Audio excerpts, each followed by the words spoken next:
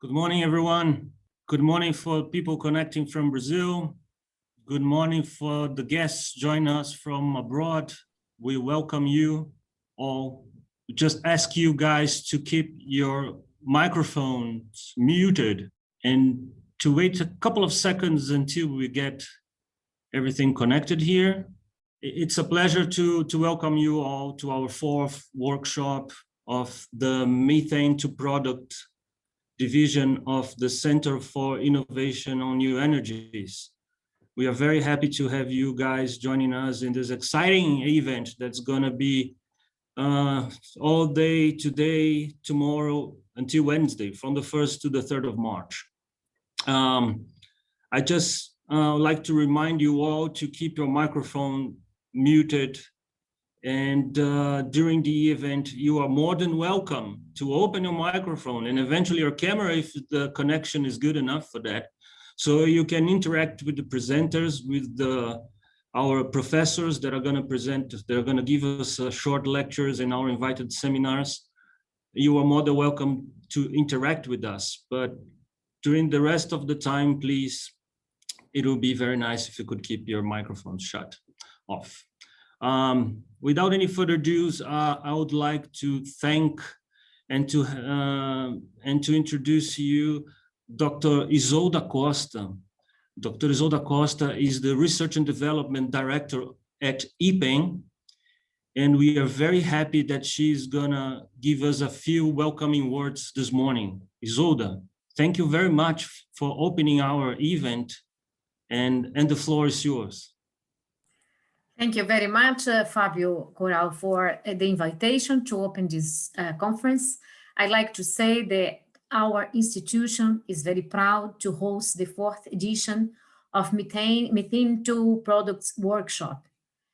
This division of the Center for Innovation on New Energies has been organizing this series of workshops with the frequency of twice a year, to bring the research team together, among other aims, such as having dynamic discussions on the results and developing the students and the postdocs. That's a very important aim. And this is the second time that the workshop is online and has international guests, besides the participations of the partners, the University of São Paulo, the University of Campinas, and the Federal University of ABC. We are very proud to have this collaboration with you. As the Director of Research, Development and Teaching of IPEN, I would like to welcome all the participants and thank the organizers for preparing this event. It's an honor for IPEN to host such a workshop that will allow gathering specialists from different parts of the world in the following 2 days. We believe that you have the opportunity to share your expertise on the technologies of methane conversion to fuels and chemicals. We believe in the importance of this workshop and research and the urgent need to reduce greenhouse gas emissions and also the dependence from limited crude oil resources. The interest in the subject of research has increased in the last years, and we believe it will lead to the development of efficient and selective processes of methane conversion to fuels and chemicals. That's the aim of this group.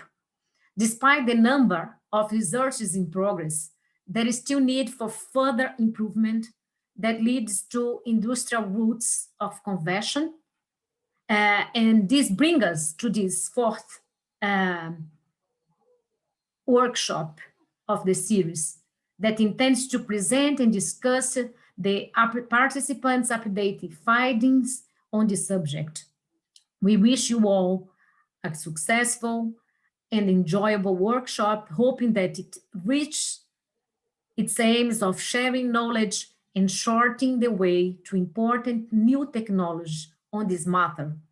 I would like to now have a few minutes of your time to present a short view of our institution and invite all of you to visit us in a near future when it's possible. So I would like to let you know that IPEN was created in 1956 for research and development in the areas of nuclear energy and other kinds of energy. Our mission is the commitment to improve the quality of life of the Brazilian population, producing scientific knowledge, developing technologies, generating safely products and services, and training human resources in the nuclear energy and other kinds of energy. IPEN occupies 500,000 square meters of area on the University of São Paulo campus, as you might see in this slide. We have 11 centers of research. They are all represented in this slide. I have shown here that the fuel and hydrogen cells that is organized in this workshop is one of the most important, and we believe that the research on renewable energies is one of our main subject of research. We have the main research areas as health, nuclear energy, environmental sciences, and industry. And we have in the 2020, the past year, the amount of money invested in the research, about $30 million US dollars. So that's something that helps us, and we believe that this collaboration and the investment is very important for our research. We also have services that are very important to the society, like radio protection, metrology of radiation, environmental radiometry, and disposal of radioactive waste. That's all carried out by IPEN. We also contribute to the society by the production of radiopharmaceuticals. We have about 90% of the supply in Brazil. We produce molybdenum technetium generators. That's about 400 generators per week, and all made with 100% of the Brazilian technology. In education, we have 2 postgraduate programs. One was created in 1976, is on nuclear technology, and in 2020, we reached the number of 2,000 Masters of Science dissertation and 1,000 of PhD theses that were defended. We also have another program that's radiation technology in health science that was created in 2018. It started in 2019, and we are now in the second group of students. It has been a great success to our institution. So we believe IPEN has been fulfilling its missions along the years, and we believe that initiatives as the 4th workshop, Methane-2 products, are part of this mission. So we wish you all a great event and hope to see you in the near future at IPEN. Thank you very much.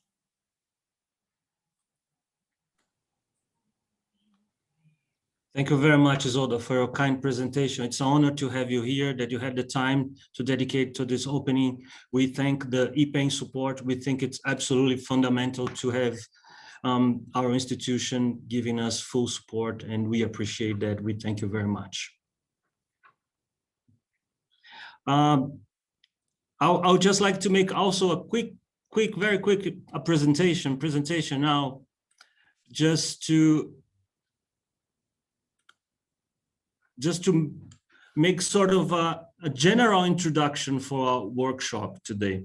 I think this will be helpful for all the projects. So you guys have a really quick overview of our division. So we are the Methane-2 product. We are the Methane-2 products division of CINE. We have the title of our project is A Sustainable Path to Methane Conversion by Advanced Electrochemical Technologies. It's hosted at IPEN, and we have a co-host institution, which is the Federal University of ABC. We are both here in São Paulo capital in Brazil. Those are our co-PIs. Those are the guys responsible for all the research that has been carried out in this important center.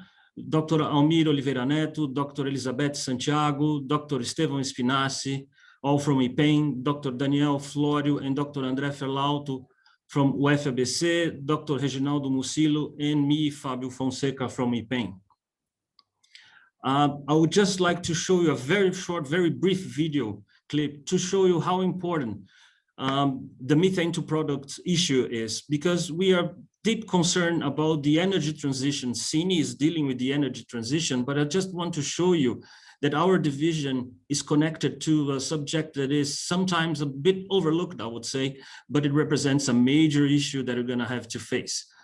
And this video was prepared by the International Energy Agency, show you briefly the size of the challenge that we have ahead.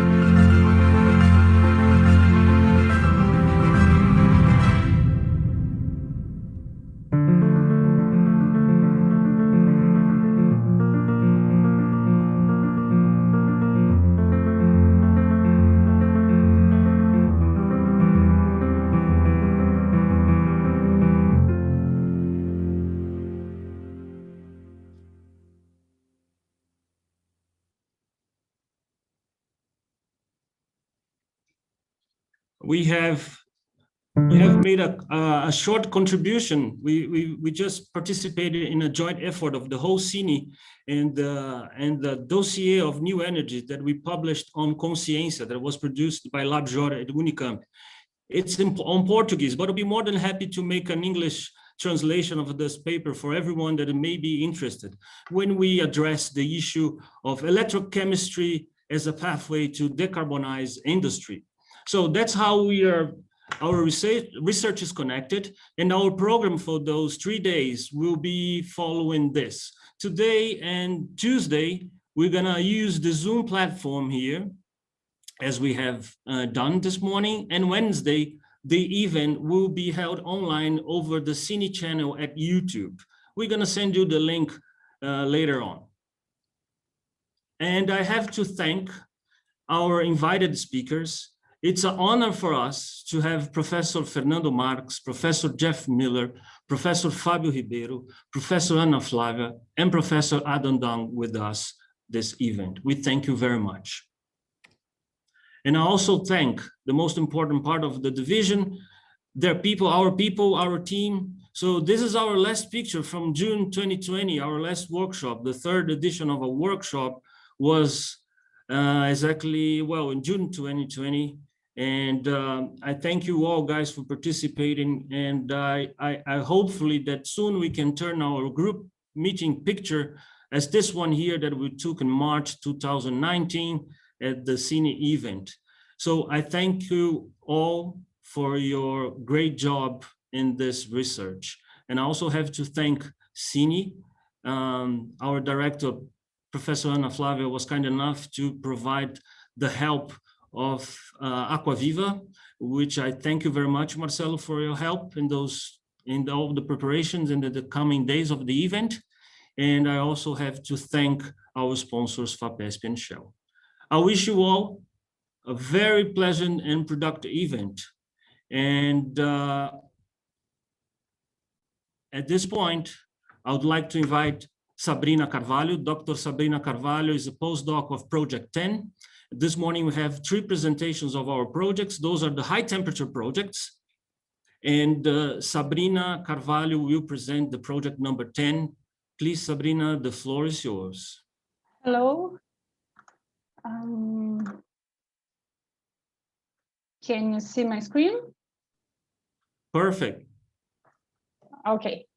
So hello, good morning, everyone. I think I need to show my face.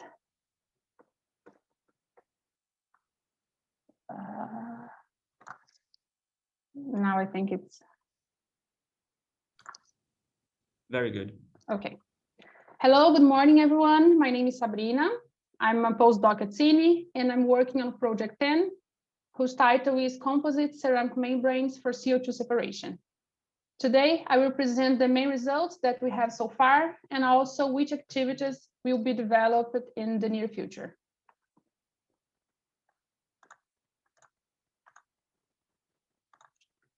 So first of all, I think it's good to emphasize the importance of this project within the Methane-2 Products division and also in the current environmental scenario.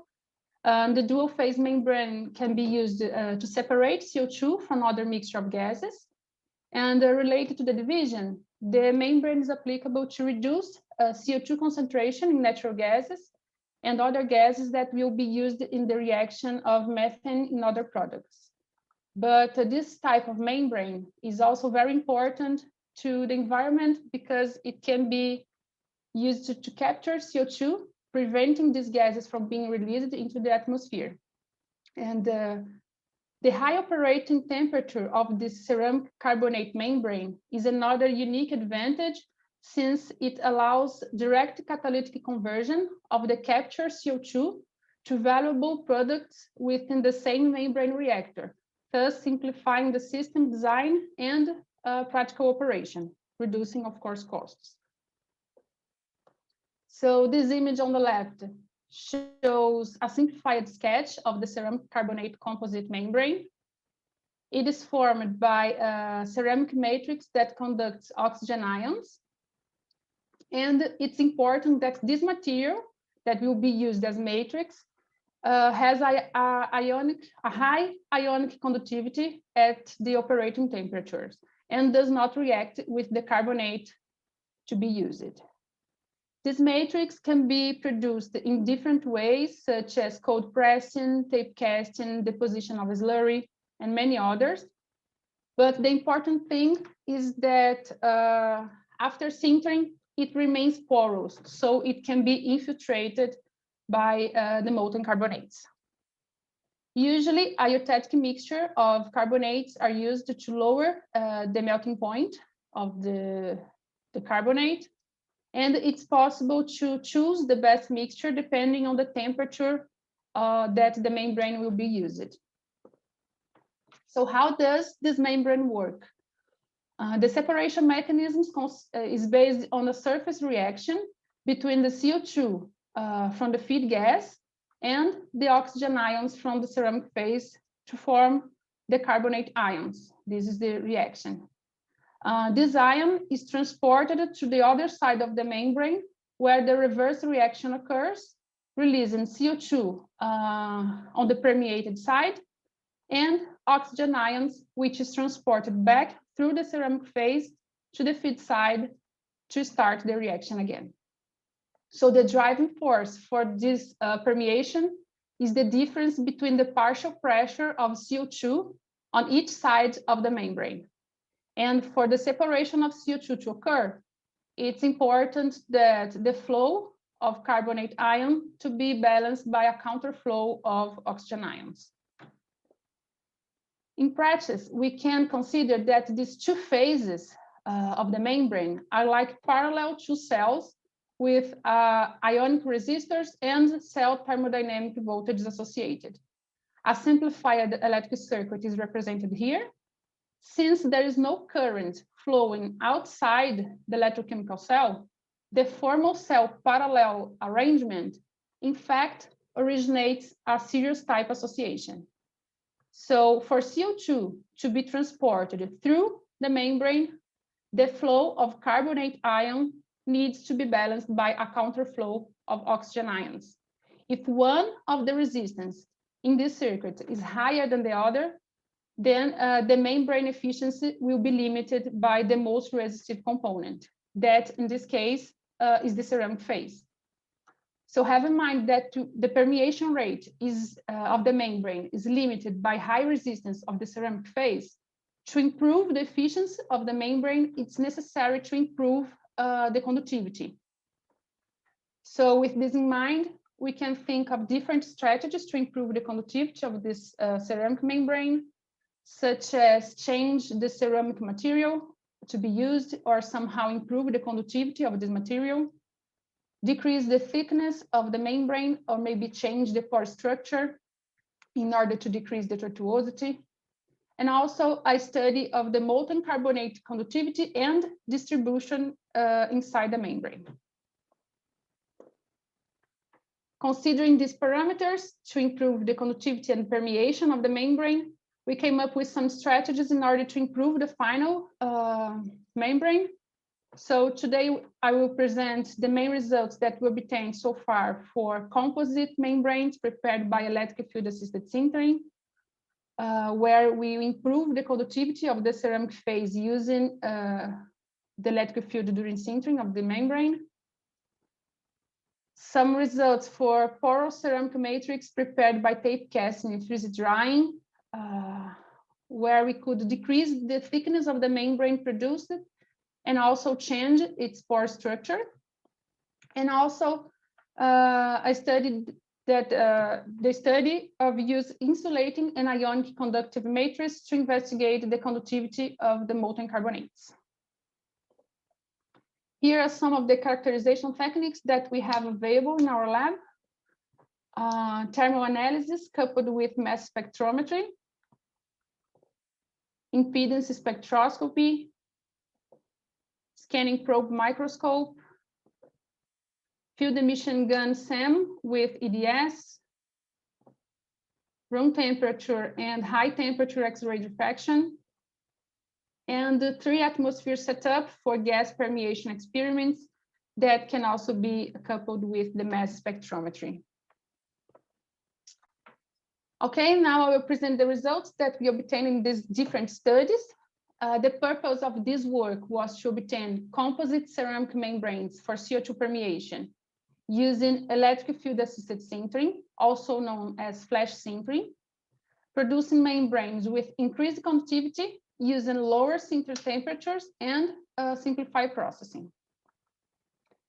So the material used for the membrane preparation in this study were gadolinium doped ceria for the ceramic phase and eutectic mixture of sodium lithium carbonate to infiltration. So the membrane were prepared in two different ways. The traditional method by cold pressing a mixture of GDC with pore former, and after sintering we got a porous matrix of GDC. This pore matrix was then infiltrated with molten carbonate using these systems represented in this picture, where the sample was positioned at one end of an L-shaped quartz tube with the carbonate mixture on top. This entire system was heated 50 degrees C above the melting temperature of the carbonate to begin the infiltration process. And the other side of this tube was connected to a vacuum pump to assist this infiltration process. The other sample produced by flash sinter was prepared by cold pressing a mixture of 75 weight% of GDC with 25 weight% of sodium lithium carbonate. After pressing, this sample was positioned between two platinum electrodes connected to a commercial power supply and inserted in the sample holder of a vertical dilatometer as shown in this picture. And the sample was sintered at 420 degrees C by applying an AC electric field and limiting the electric current to 1 ampere. This figure shows in blue the linear thickness of this composite membrane upon heating from room temperature to 420 degrees C when the electric field was applied. In the same figure, the reductions of thickness of similar samples heated to different temperatures without the application of any electric field is also plotted. And we can see that the application of AC electric field for 2 minutes promoted 8.3% thickness shrinkage. And this occurred because the sample reached temperatures higher than 400 degrees C due to Joule heating. Those temperatures were sufficient to melt the eutectic mixture of carbonates, facilitating the percolation of an electric current, leading to an abrupt decrease of the electrical resistivity of the composite membrane. The figure on the left shows Arrhenius plots of the electric conductivity of the composite membranes produced by flash sintering in blue, by infiltration with molten carbonates in green, and of pure GDC dense samples in red. The Arrhenius plots of the dense GDC samples exhibits most a linear behavior in the logarithm scale for the entire temperature range, showing that the electrical conductivity of these samples is dominated by conduction only by oxygen ions through the ceramic phase. And the ceramic pellets containing carbonate have dominant mechanisms depending on the temperature range. At temperatures below 400 degrees C, the electrical conductivity of the membrane is basically due to the oxide ion conduction via the ceramic phase. From 400 to 500 degrees C, the electrical conductivity increases steeply due to the contribution of molten carbonates, enhancing charging transport. And in upper temperatures range, the conductivity follows again an Arrhenius behavior, situation ascribed to the carbonate ions using the molten salts pathway with an activation energy in good agreement with the reported values for the eutectic mixture of sodium lithium carbonates. So the sample produced by electric field assisted sintering showed higher conductivity than the samples obtained by infiltration, thus providing a possible increase in the CO2 permeation rate. Now the results of the membranes produced by tape casting and freeze drying. These samples were prepared during a period of 6 months that I spent at Fortune Center Jülich in Germany in the first semester of last year. During this time, it was possible to prepare the samples and begin some characterizations of the material. And in this study, we also use gadolinium doped cereas ceramic powder to produce the ceramic matrix and sodium lithium carbonate to infiltrate. Basically, the samples were prepared by tape casting using rice starch as pore former, and also porous matrices were prepared by freeze drying, which is a technique that uses a solvent, a liquid solvent, and rapid unidirectional freezing to produce aligned pores. So to prepare these freeze drying samples, a solution contained GDC ceramics, gadolinium doped cereal ceramic powder, some additives such as plasticizers and dispersant, and the solvent, which in this case was water, was prepared. This solution was frozen quickly from the bottom to the top to create these ice crystals that after sublimation leaves pores in the material structure. Both samples were sintered, infiltrated with molten carbonate, and permeation tests were performed in some samples. Both tape cast and freeze dried samples had porosity close to 47%, evaluated both by Archimedes method and by CINE images, and skeletal density of approximately 98% of theoretical density. Despite close values of density porosity, the pore structure presented by each sample was significantly different. This figure shows the samples produced by tape casting and freeze drying with 2 different magnifications. And we can see that the pore structure of freeze-dried matrix has pores aligned in one direction, while the tape cast samples has randomly distributed pores. This figure shows the image of the fracture of these samples after the infiltration with molten carbonates. These images were used to verify if the infiltration of the carbonate reached the bulk of the sample. The image is not very clear, but it's possible to see that the carbonate is uniformly distributed inside the samples. And this figure shows the Arrhenius plots of the electrical conductivity of the samples produced by tape casting in blue and by freeze-dried samples in red, with and without molten carbonate infiltration.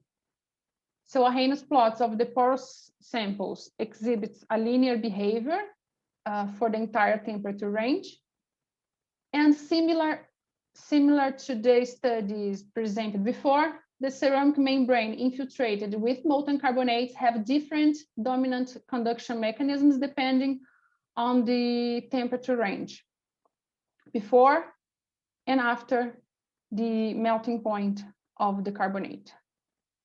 So freeze-dried samples show higher electrical conductivity for both porous parts and infiltrated. So aiming for greater CO2 separation, we use the freeze-dried membranes to perform the permeation measurements.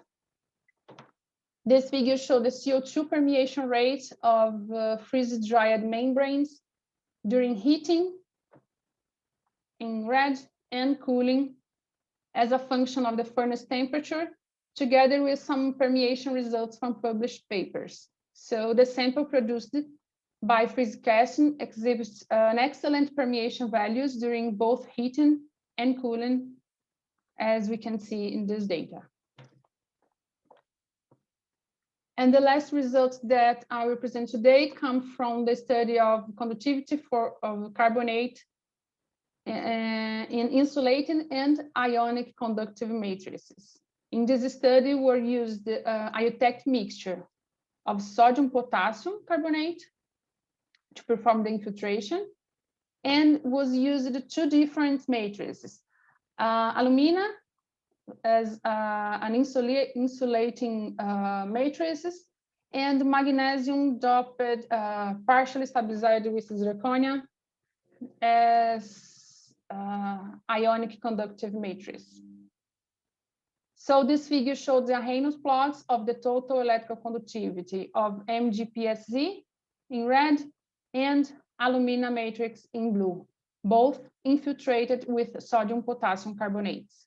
As seen in previous results, there is a leap in the value of the electrical conductivity of the membrane after the melting temperature of the carbonate. So this figure shows the impedance diagrams of at different temperatures for the membranes with alumina matrices on the left and MgPSZ on the right. And here we have some images of the surface of this membrane after the infiltration process. And in this case, only the solidified sodium potassium carbonate mixture can be seen. And those images were used to verify if the infiltration process was been successfully done. And here are some perspectives that we have for work to be developed in the near future. We are going to set up a gas permeation measurement system connecting mass flow controls, 3 atmosphere sample chambers, and mass spectrometer. Begin permeation tests on the membranes to obtain an optical ceramic carbonate fraction value for reaching improved performance. Produce samples with larger areas and a mechanical stability to increase CO2 permeation, and also evaluate the carbonate ion percolation yield for insulating, electron, and ion conducting ceramic matrix. And one big challenge that we are all currently facing is the coronavirus pandemic, especially at the beginning of this year. The labs at IPEN are still closed, which has delayed the progress of our experimental work. And I would like to thank everyone on the project team, to the universities, research institutes, and support organizations, and also everyone who is here today. Thank you. Thank you, Sabrina. Excellent presentation. Thank you very much. We try to organize the questions now. We have some times for organizing some questions for you now. So I invite all the participants. If you have a question, please, you can use both the reactions button down here on your screen of the Zoom application. So you can raise your hand, and then I'll hand you over the microphone. You can open your microphone and shoot the first questions.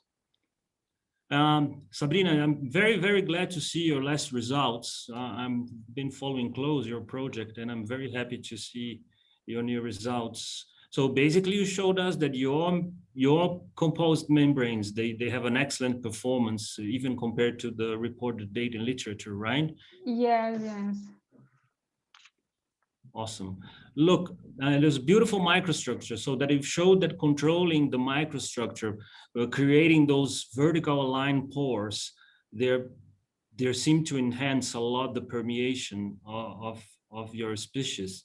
So this technology you've learned and have had the chance to develop in Germany, right? And my question Yes. for you is that, can you reproduce this technology here in our labs? Yes, the only problem that I see is how to take the water from the sample. I don't know if we have the equipment that we need to use for this. But with this equipment for frozen and reducing the pressure, we can, of course, produce the same membranes. The technique is not difficult. You just need to have the right equipment. And what equipment is that for the water removal? It's I don't know the name. It's a freeze dried. You freeze dried. Yeah. All right. Very good. And I have a second quick question. Have you looked at, or have you tried to test, or is it your plan to test the durability of those samples in terms of eventually cycling, or just the long-term durability? These results that I presented, we perform a long test. I don't remember it was like 40 hours or maybe 60 hours. That we left the membrane working at 600 degrees C, and it was stable for the entire period. Yes, but we need to repeat this experiment here so we can try to use for longer times. But first we need to set up the chamber that we have so we can perform the permeation measurements here. All right. We still have a couple of minutes for questions. We are running right on time. I thank you all the presenters, and I thank Sabrina so far for keeping the time up. And all questions from the audience are welcome. If you don't have it, I'll keep shooting questions for you, Sabrina.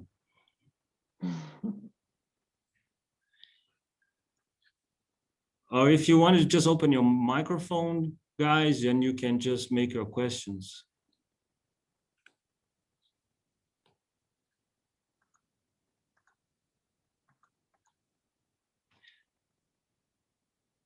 Sabrina, I have a question. What is the role of, if you have an insulating phase as a composite membrane using, I understand that both, you need both species, right? The ions, the oxygen ions and the carbonate ions. Yes, so the idea is to study the conductivity of the carbonate, only the carbonate. Because when we perform the experiments of impedance spectroscopy, we have a mixture of the both conducting phase. So the idea is to separate this two conducting phase. So that's for basic understanding of the system, for basic understanding impedance and yes, it's a basic study. So what is do you have any issues with a reaction with both phases? No, for this material that we are using, we try to use other materials, but when the melting point, when reached the melting temperature, there was reaction between the materials. So we were studying other carbonates that we could use to infiltrate it, but in this case with GDC and the sodium lithium carbonate or sodium potassium carbonate, there is no interaction. Great. I don't know if I missed the information, but when you infiltrated the vertical line, the freeze casting with your carbonates, the conductivity data is very clear. You cross the percolation threshold, but do you have an idea of what is the volume fraction of the carbonate for those samples? Are they different from the ones that you for just tape casting without freeze casting? No, the volume is the same because the porosity of both samples was the same, and we evaluated by image and weighting the samples before and after infiltration, and by the calculation was almost the same, near to 93 volume percent. No, 47 volume percent of carbonate. Of carbonate.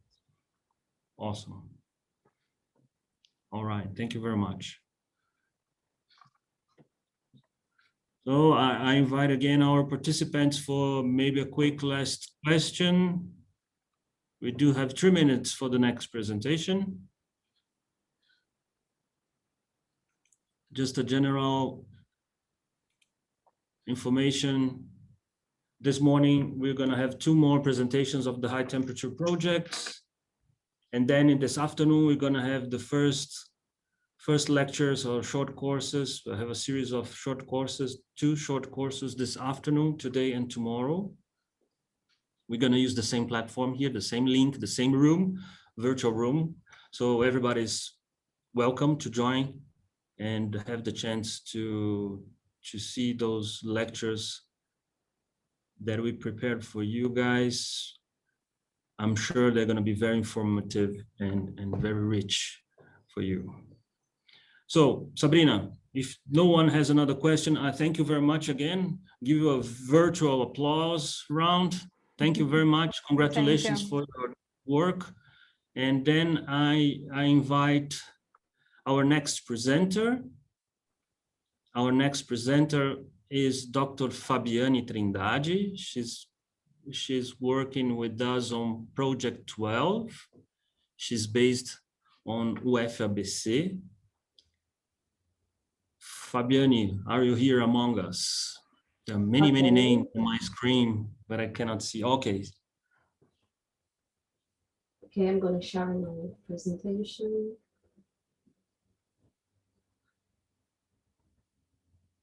Just 1 second. Okay.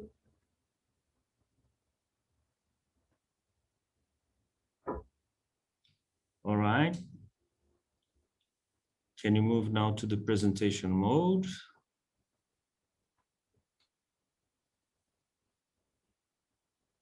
Yes. Excellent, Fabiane. So the floor is yours. Thank you very much. Thank you, Fabio. So good morning, everyone. So I'm Fabiane, I'm a postdoctor. I've been working on Project 12, exploring methane conversion at high temperatures via thermochemical reactions. So I'm going to present some of my results of lanthanum doping Syria shaped nanostructures for oxidative coupling of methane. So this work in collaboration with Sergio, that is PhD student, Renata, that is PhD student too, Professor Daniel, Professor Fabio, Professor André. So we are based on University Federal do ABC in Santo André. So the methane conversion scenario is increased the research due to the decrease of the pricing in natural gas. So there's two methods to convert the methane, indirect and direct methods. So the direct methods is the methods that we are interested in this work. So, but there is a few challenges in when you talk about methane conversion. Methane is a very high stable molecule. So have a high bond energy, high symmetry, and low polarizability. So our goal in this project is to study the oxidative coupling of methane. That is the process is which in the methane is converted directly to ethane.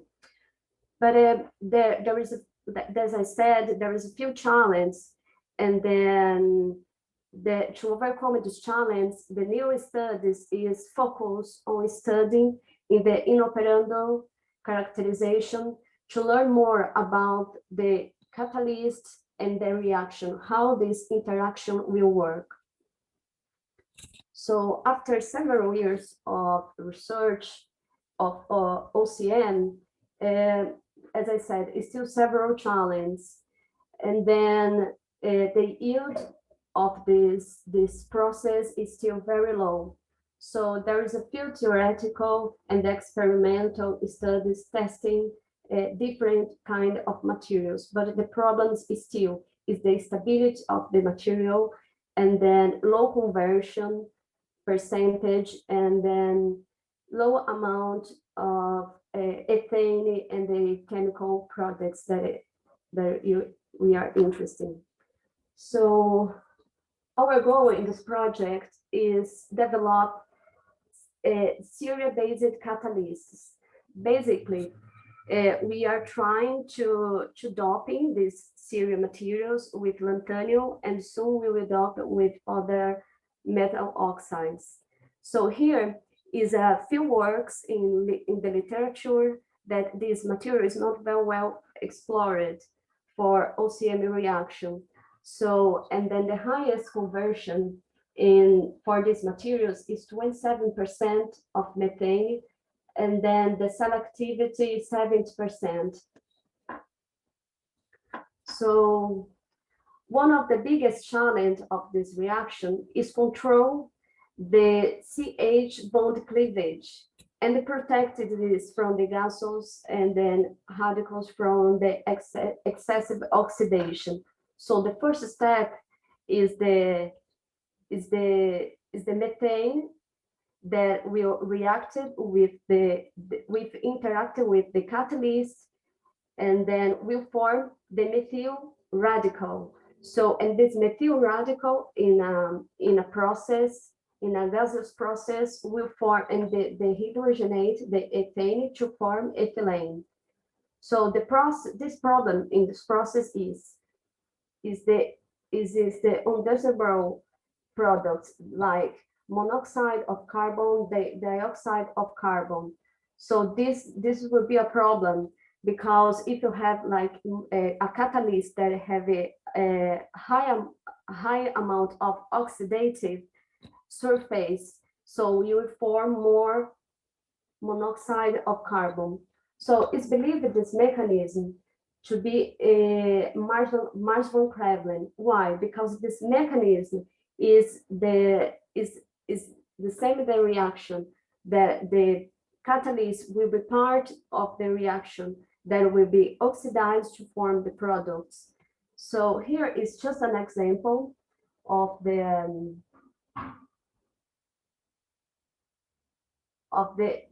catalyst that is the most studied in the system.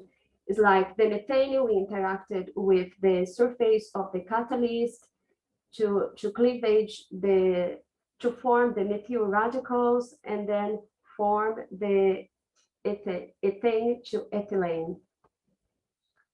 So here I'm going to show you some of the catalysts that we prepared. So we prepared a lanthanum-doped catalyst by the hydrothermal method. That the advantage to prepare with this methodology is because we can control the size and then the shape of the nanocatalysts. Also, we try to tuning the defects and the oxygen vacancies that will be very important in the OCN reaction. So here we prepare it by two roads. So by just change the temperature, I prepare it serial nanorods like, and then serial nanocubes. So also we tried to change the doping amount of lanthanum. So from 5 to 90%. And then as we can see here, for the nanocubes, they try to tend to form like structures, like rod-like structures. And then from the materials synthesized with 110 degrees, they start to follow the mechanism in the oriented attachment that I will show in more details in this slide. What will happen in this oriented attachment mechanism is when you have like the serum nanorod without any dopant, we have this very thin wire. But after, by increasing the amount of lanthanum, like 5, 10, 20%, they started to change the structure, and then the nanowire started to fragmentate it and form like rounded cube structures. It's like nanochains. And then these structures is different from the 180 degrees materials because they also form these nanochains, but as you can see, they are not rounded cubes like 110. They seems more to be more polyhedral nanocubes. And the difference as well of these materials is the surface facets of this material that will change a little bit, that will influence in the OCN reaction. So to confirm the structures, that we will still have the fluoride structure. So even after like 70% of lanthanum doping for the material synthesized at 110 degrees, we still having solid solutions. But it's like, as you can see here, the displacement of the principal peak, like the 111, they shifted to lower angles. This will confirm that this structure is a fluoride distorted. And then this will change again in the oxygen vacancies. To study better this mechanism and then these materials, we are working on the refinement heat field, and then we try to investigate like how these structures, especially the 108%, this fluoride divided into, and how this will influence in the lattice parameter, in the crystal size. And then we try as well to do the phase quantification. As you can see here in the figure, we tried to do some refinement heat field, and we calculated with the experimental diffractogram. So, and then it's very close, but our problem is we try to improve this model in these materials that separate the phase, and then to have a better average and better errors. So by increasing the amount of lanthanum, as you can see here in the figure, we also increase the vacancy that is this peak around 500 and 600. So it's the extrinsic and the intrinsic oxygen. So, and then that effect is different for the material of 180 degree, that is much smaller than the 110. And then another point, another factor in this results here is the shift again of the principal peak of the fluoride structure. So the F2G peak, so they shifted to lower wave number. So this seems as well, this structure has a lot of defects, and then this will help to have more vacancies. And then to study better how we work with these peaks, because they seems like the enlargement, as you can see here in gray, is just the serum without dopant. And by increasing the dopant, we see the enlargement, we see the shift, and then also the enlargement of this F2G peak. And then we just did some calculations to estimate better the amount of the defects and the amount of this shift, and then how this fluoride type structure will split. So we use a software to do this fitting, and then we took that area and comparing with the different amount of lanthanum dopant. So here, by increasing the concentration, as you can see here, the increasing of the F2G peak when you relate it with the defects. So, and then this is a constant for all the samples for 108 and 110. But as you can see clearly here, we have less defects in the 108 samples. So this is our schematic experimental setup for the reactor operation. So we are studying these materials for oxidative coupling of methane reaction. So, and then this test was performed in 650 degrees, 700, and then 750 degrees.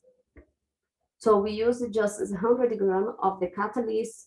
So we mixed the gases argon, oxygen, and methane in a proportion 4:1:5, and then the total flow rate was 100 ml per minute. So this first test we made in collaboration with Professor Martin Schmoll from Polytechnic School of University of São Paulo. So, and then in this system, we use an online gas chromatograph to analyze the products that will be like ethane, hydrogen, water, monoxide of carbon, and dioxide of carbon. So, and then we, first of all, we test these materials from 600, 700, and then 750 degrees. And then we noted that 700, by increasing temperature, we have better results in terms of conversion, selectivity, and yield.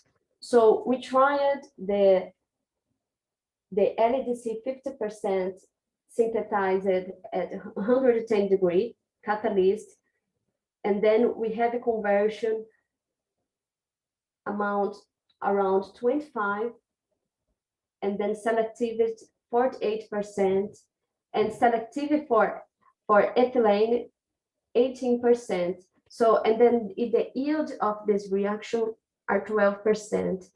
Also, it's important to note here the catalyst and the conversion and selectivity didn't change a lot. This will tell much about our catalyst and then how stable it is.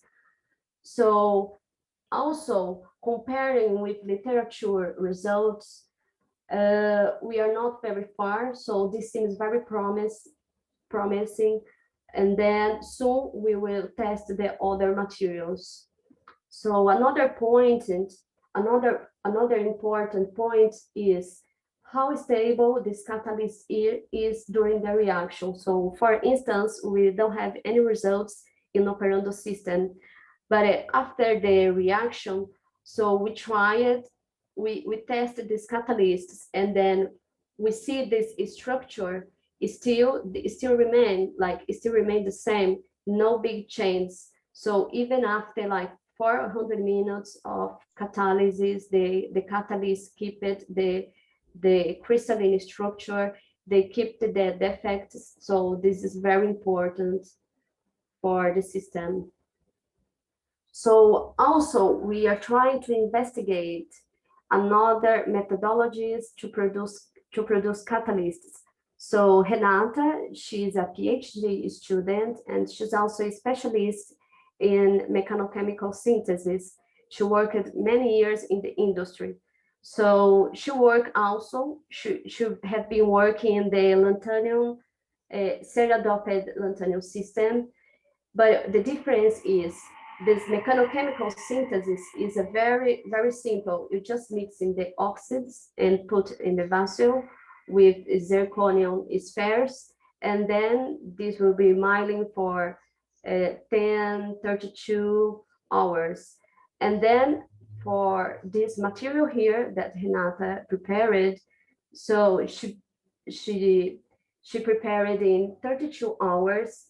And then, as you can see here, it's still the Syria principal peak, and then also the vacancies. That means that this mixed oxides is still a solid solution, because this was a mechanical reaction.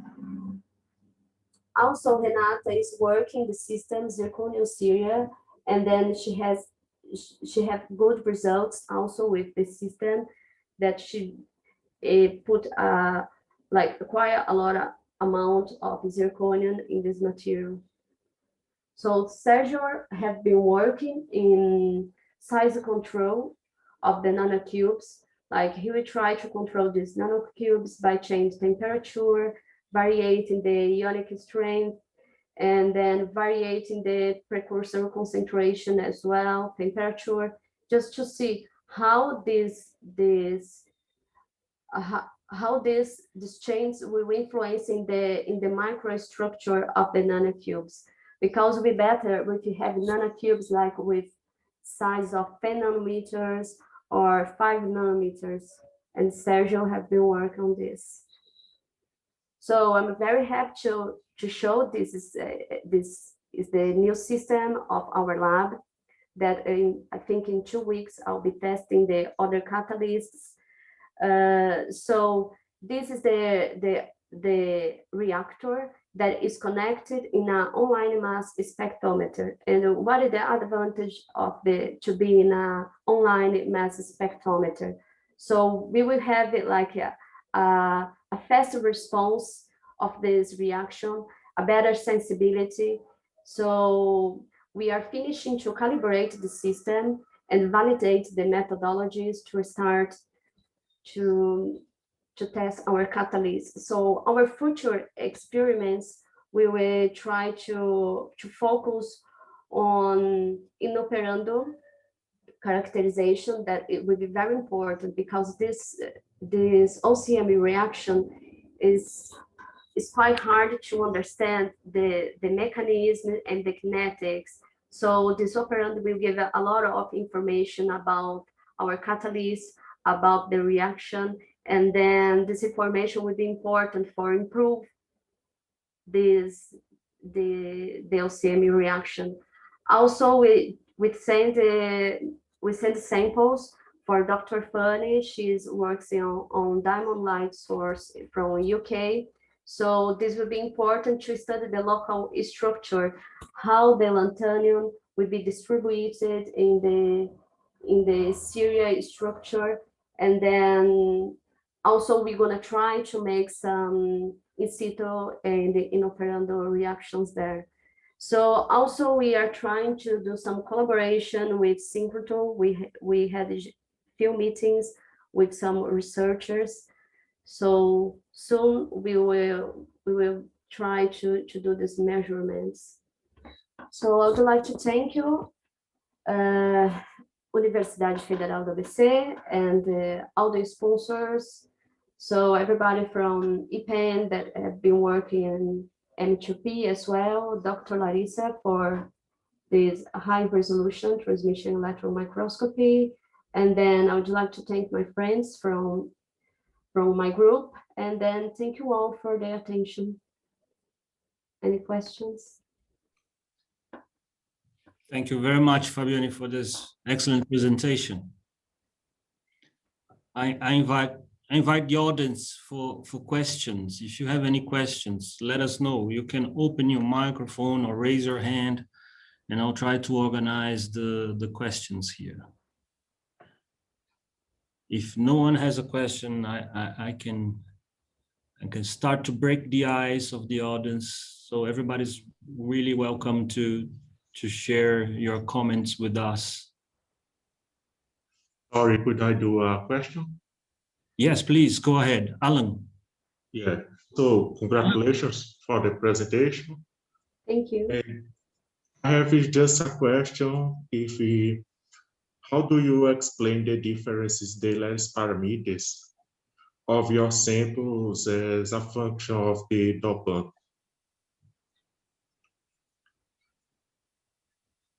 You see by the different system or just by the amount of the dopant? In the XRD measurements, right? Oh, That is before. it's The like difference. this. Because a lanthanum has a radius bigger than cerium. So this we will cause disturbance in the system. So this fluoride structure will change. And then this change will make the lattice parameter change as well. It's like this is also connected to the Raman results, as we can see as well, like this shifting for the F2 to G peak, and then the amount of defects here we can see like we putting more defects. That's why the lattice parameter changes. Like when you put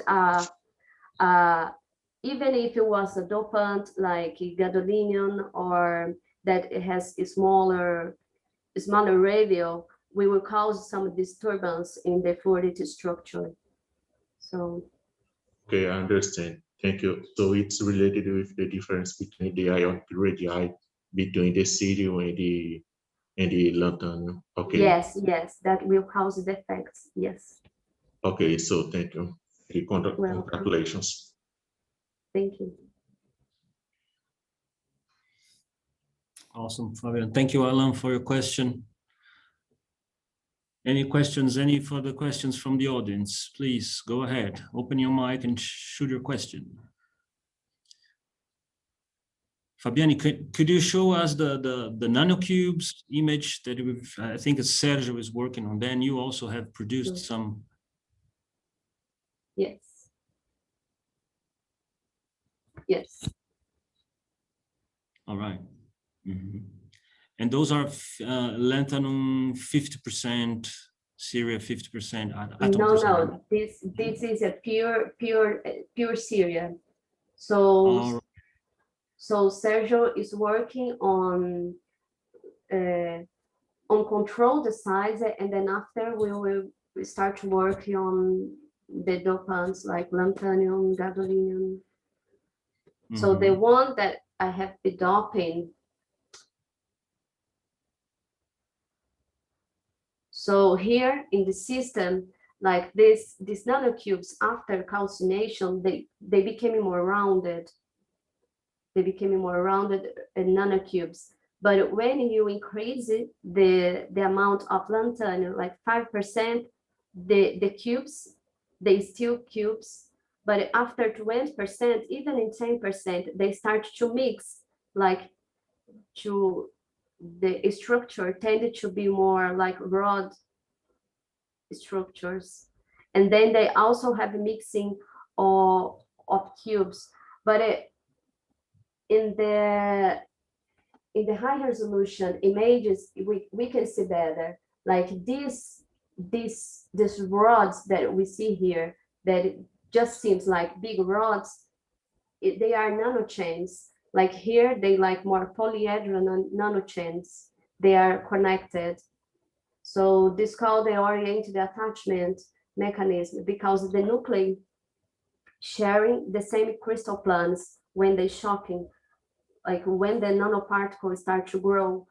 So they grow in this way, and then they grow in the way of nanochains, but they still like here, like 15 nanometers polyhedral, and then is here like 50 nanometer rounded cubes for the system of 110. All right, thank you very much.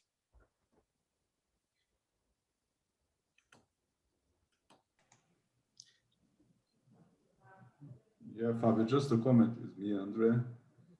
It's a Hi, good Andre. question that you made, because when you add Antonium, I mean, there is some like this stabilization of the structure, and you cannot keep the cubes anymore. It's a challenge to do the cubes with high concentration of lanthanum.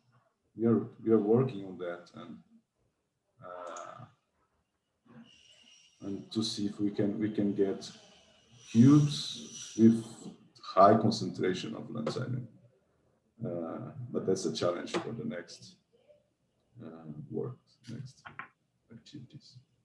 Okay, thank you, Andre. We have a question coming from the chat panel here.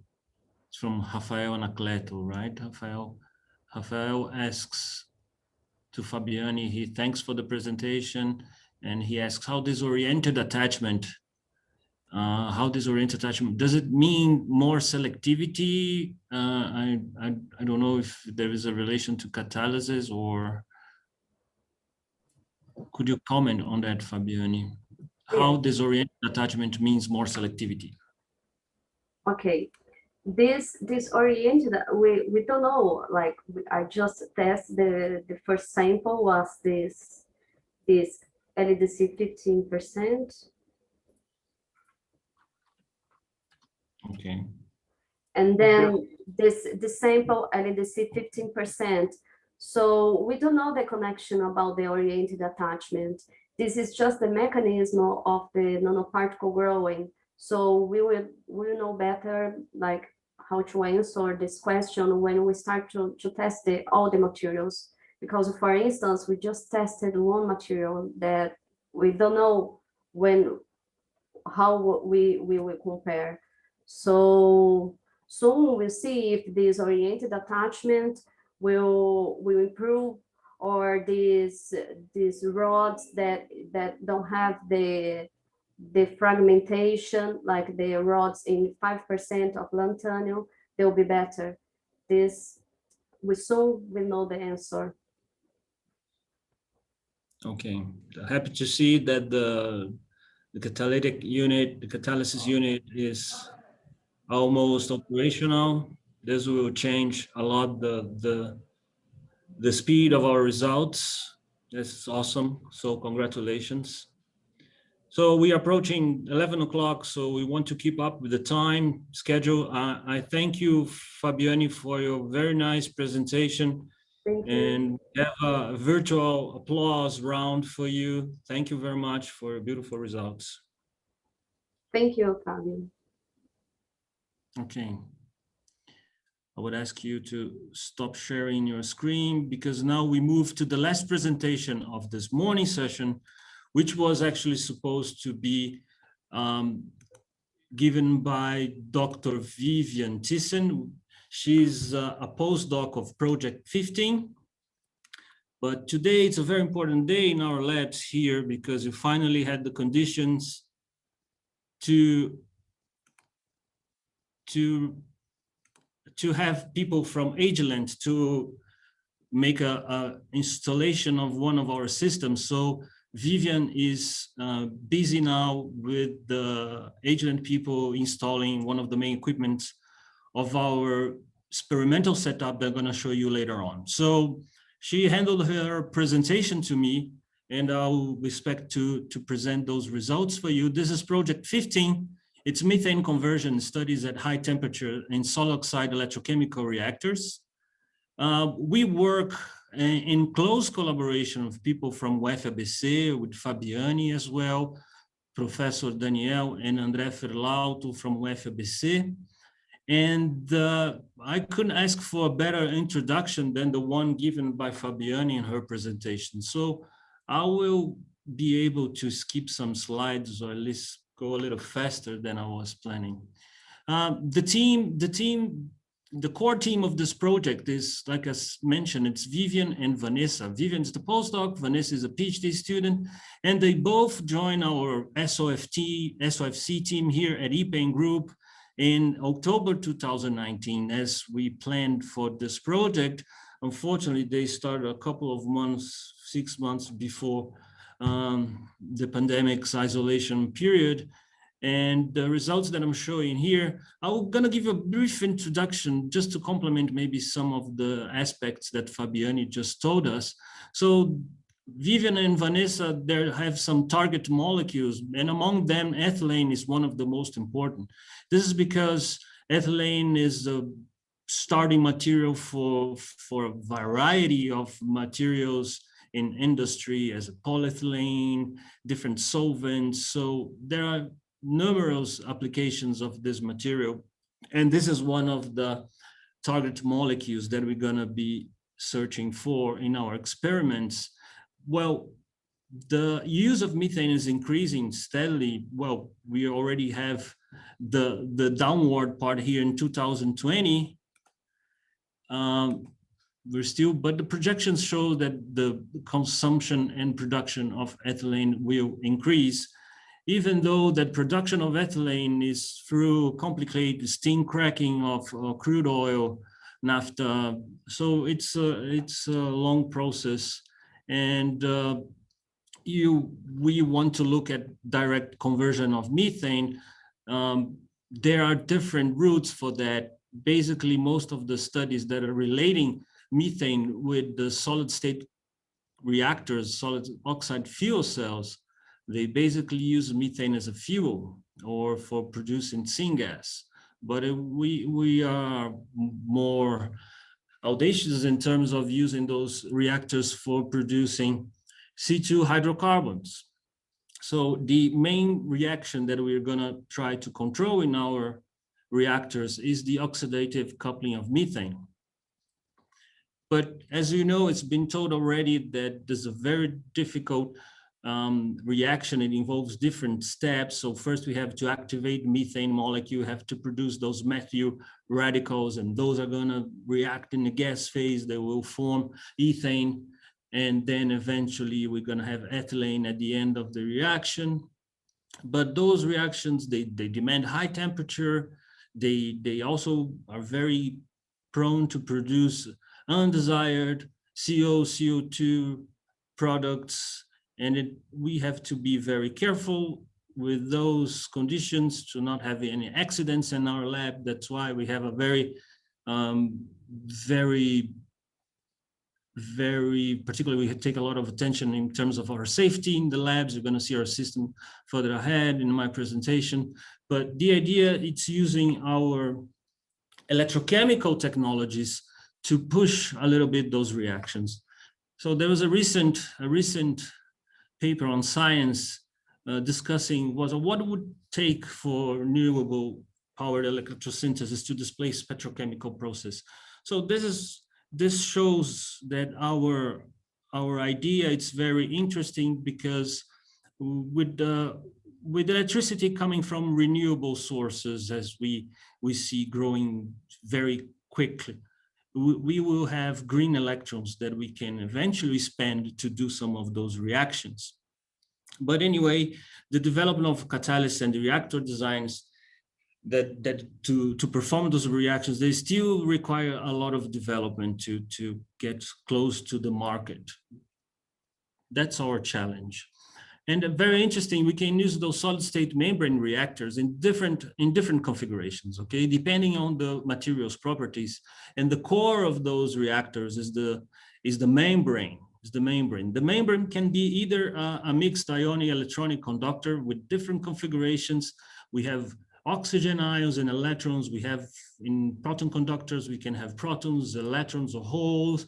And now a very recent paper in Nature Materials last week showed the triple ionic conductor. So this is a very, very fascinating field for research. They basically, the driving force is the chemical potential between two sides of the membranes. And in our case, we have also, we're giving more attention to actually solid state electrolytes. So they only allow ionic species to cross their structures with the molecular selectivity.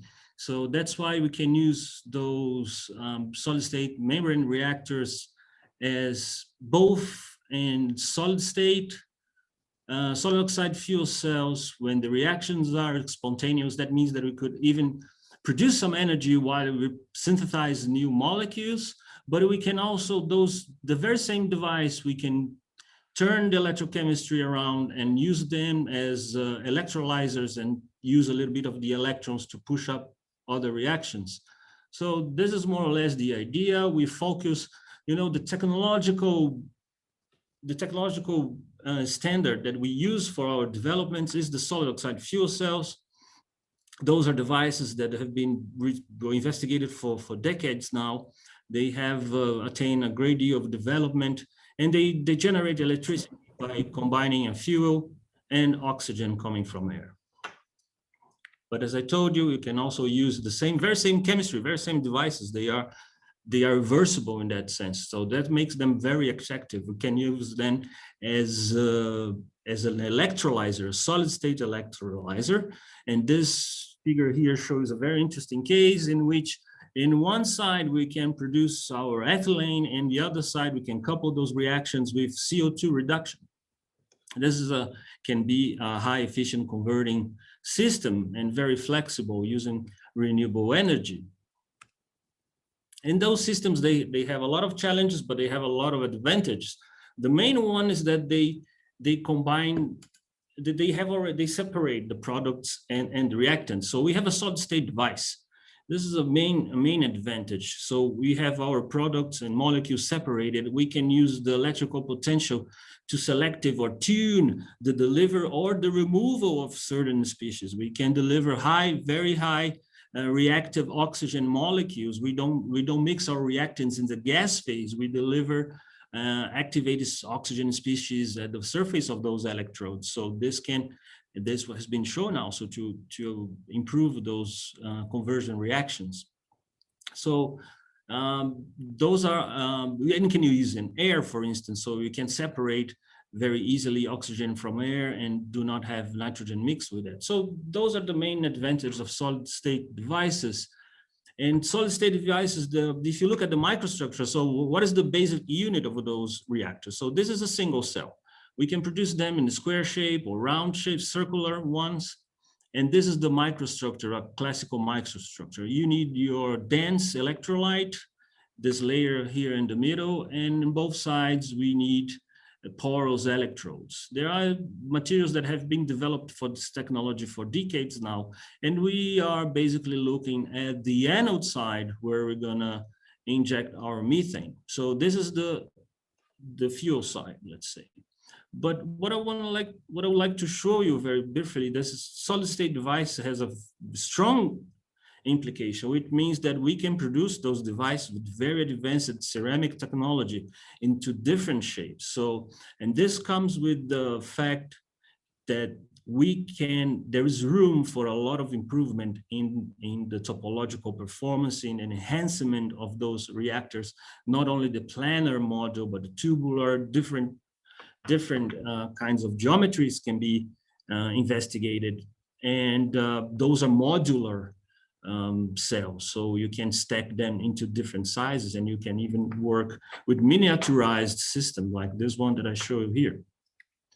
But there are a lot of challenges. Stability is another one, and from the electrocatalysis point of view, if you have a carbon-containing fuel like methane or our starting material, the classical anode of those fuel cells, they tend to form carbon deposits that will eventually result in device degradation. So we work in close collaboration with people from Project 12, and we have several constraints. So we cannot choose freely any catalyst to join our device, just show you in the last slide. So we need a compatible material. We want a material with oxygen mobility. We want ionic conductivity, but they have to be thermostable. They must be inert with their neighbor materials in our devices, so we don't have undesired. So we have no reactions between the components of our solid oxide reactor. So Syria materials are very interesting, and they have been used in those solid oxide fuel cells. And that's why you have chosen using this lanthanum-cerium phases as a basic platform for developing our materials for this project.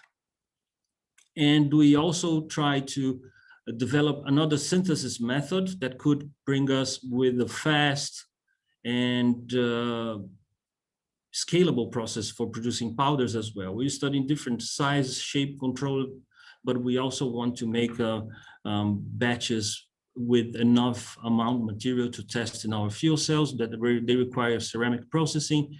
And this is what we chose to prepare our samples to start with. This is the classical combustion synthesis. A lot of people are very familiar with this synthesis. It goes very fast. It's sometimes very beautiful. We carry those reactions in the hood, safely protected from any possible explosions. It's well controlled, and we are proceeding with the materials characterizations. Well, it took a little while for us, but at this point we can set up the synthesis in order to have single phase materials. Here's the single phase XRD of our base material, our pristine compound. And this compound has been characterized by different techniques, XRD, Raman spectroscopy, and we found the fluoride phase. So we have a single phase material, and the fluoride structure of Syria is preserved up to 50% of lanthanum addition. So we have a beautiful material. We have already measured the conductivity. We have ionic conductivity. We're still studying eventually any electronic contributions to this phase. Those are the impedance spectroscopy results in air and nitrogen so far. It seems that we have good ionic conductivity in this temperature range, in this oxygen partial pressure range as well. But we want to take those materials further. You saw during Fabiane's presentation, we have a very strong concern. We are looking very close to those defects. We want the oxygen vacancies, the oxygen active sites to be optimized. So that's why in this project, we are looking at doping of those lanthanum-cerium oxides, and we've chosen other alkaline earth cations to substitute to dope this phase, looking at improved mobility, improved number of oxygen vacancies. So we have studied different series of materials. We have doped, this is interesting, we produced solid solutions with both doping in the A side and in the B side of this series. So I'm going to show you a little bit of the results that we produced. When you substitute lanthanum for calcium, we can still have single phase material. We have the shift of the main diffraction peak towards higher diffraction angles. That means that we are decreasing the lattice parameter a little bit, and this is consistent with the smaller ionic radius of calcium. Well, beautiful results, but the Raman results also show you that we preserve the fluoride structure. We see the fluoride structure here. We have an increase of the vacant oxygen defects here. And if you look to higher energies here, we start seeing some carbonate ion possibly here, which may be which may be related to calcium carbonate that has been in contact with atmospheres, absorbing carbon dioxide from the atmosphere, and this could be interesting for our reaction. There's another point that I'd like to stress: the combustion method. This produces this sponge-like microstructure. This could be also very interesting. We don't need a very sinterable powder. On the contrary, we need a very porous microstructure in our device. And this seems to be a very stable microstructure that could stand high temperatures for a long time. So one of our main issues is stability, both in terms of the chemistry. We don't want any carbon deposits, but we also don't want to lose high surface area for those high temperature reactions. So this is also a very important point that we're looking at. And even though we need to control the ceramic processing, it's very important for us to know how those materials, they retract. So this is the delimetry results of these materials. Doping with calcium, basically, well, it's enhancing the sinterability of the material. And at this point, we are able to control the microstructure. So this is good because we can run and control microstructure all the way from very high apparent densities between 94% or so, all the way down to porous materials if you want to control their microstructure. And we have looked also at the conductivity of those samples. By adding calcium, apparently we increase a little bit the conductivity, nothing very significant, but interesting, no significant change on the activation energy. We have classical values of ionic conductors here, oxygen ion conductors. So apparently those materials are doing very good and they're going to be tested soon. We also looked at the other series when you substitute cerium for calcium then. And we have apparently similar results. And I'm going to skip you the show, but we also start seeing, this is very nice from Rama, we start seeing a mixture of phases here.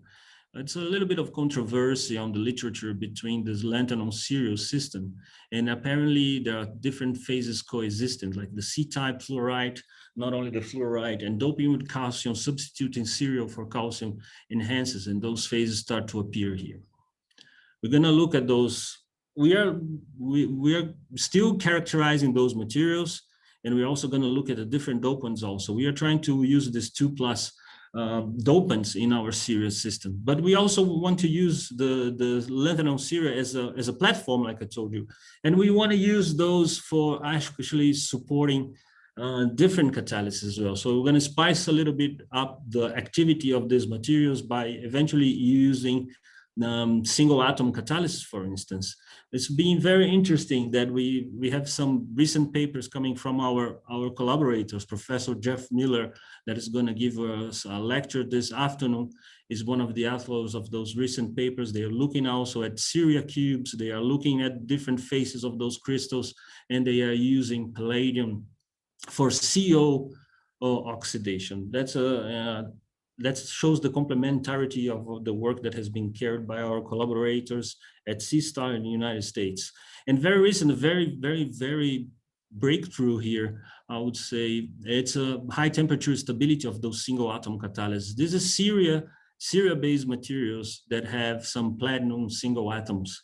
So we want to drive through those paths. We already started very preliminary results. We are studying this with iron to start with. But we need further characterization that will come in the coming months when we expect to have access and to work in close collaboration also with people from the synchrotron radiation sources, the new Sirius labs here in Brazil. So we are looking forward to characterize those materials and understand those reactions. A second, well, we're looking at stability of catalysis at high temperature, right? So we need a very stable, if we're gonna have very stable microstructure. So another very emerging, a lot of results have been published lately on the exsolution of nanoparticles. So instead of impregnation, instead of the addition of the methyl active sites after the preparation of the substrate of the sport, in this case, we produce one single phase ceramic with the dopant forming a solid solution inside the crystalline structure of the host. And then we promote a thermochemical treatment at high temperature under reducing conditions, and eventually going to have some particles popping up on the surface of the support. So very recently, a beautiful paper on Nature Communication, this is 2 years old already, they showed exactly what you plan to do with those materials using this molybdenum phase here. It's a perovskite as well. And we are all parallel, we are working on another reaction. We are using a similar system, using chromite doped with ruthenium, and we can see those beautiful exsolved ruthenium particles that we can check by different means. Even with EDX, we can confirm ruthenium is forming nanoparticles here close to 2 nanometers at the surface with the lanthanum chromite. This makes a big hole for ethanol steam reforming. And we use the lanthanum chromite phase, they deactivate very quickly and the conversion rate drops in a few hours. But when you dope with ruthenium, the material remains stable. This enabled us to test direct ethanol solid oxide fuel cells. And we want to use the same idea for our methane conversion reactions. So that's the overall view of our project. Well, we have been working on review papers during this last year. It's very painful to produce review papers, but it's a way of keeping everybody active and working. We are about to submit a very long 100 pages review paper on solid oxide electrochemical reactors. But we are also very interested in expanding outreach and capabilities of CINE in general. So Professor André Felauto has probably one of the first official projects in collaboration with Purdue University, with CSTAR, and with this was a seed. We are now working on a joint C2C between FAPESP and National Science Foundation in the United States, connecting our centers. And there I come to our lab. This was our lab in 2019. Unfortunately, this is going to be this is a multi-user FAPESP equipment. We have an SOFC test bench and CGMS gas analysis systems, they are connected.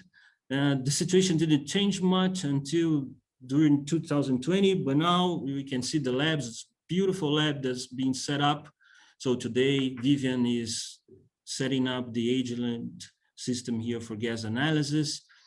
But, you know, the German technician supposed to come 1 year ago to commissioning the solid state, the SOFC test station here. And so far we are not able to have his visit because of the isolation period. Well, situation is still very, very complicated. We are not comfortable at all. We are trying to do our best to keep up the mood and producing all those results with safety for everybody. So I have to thank very much the team, both at IPEN. A lot of people, not only the students, but a lot of people have helped us, both here in UFABC. It's a great pleasure to work with you all, guys. Thank you very much for your attention. We are open for questions. Can you tell me a little bit more about the difference you tried to dope in the two sites, about the differences in the...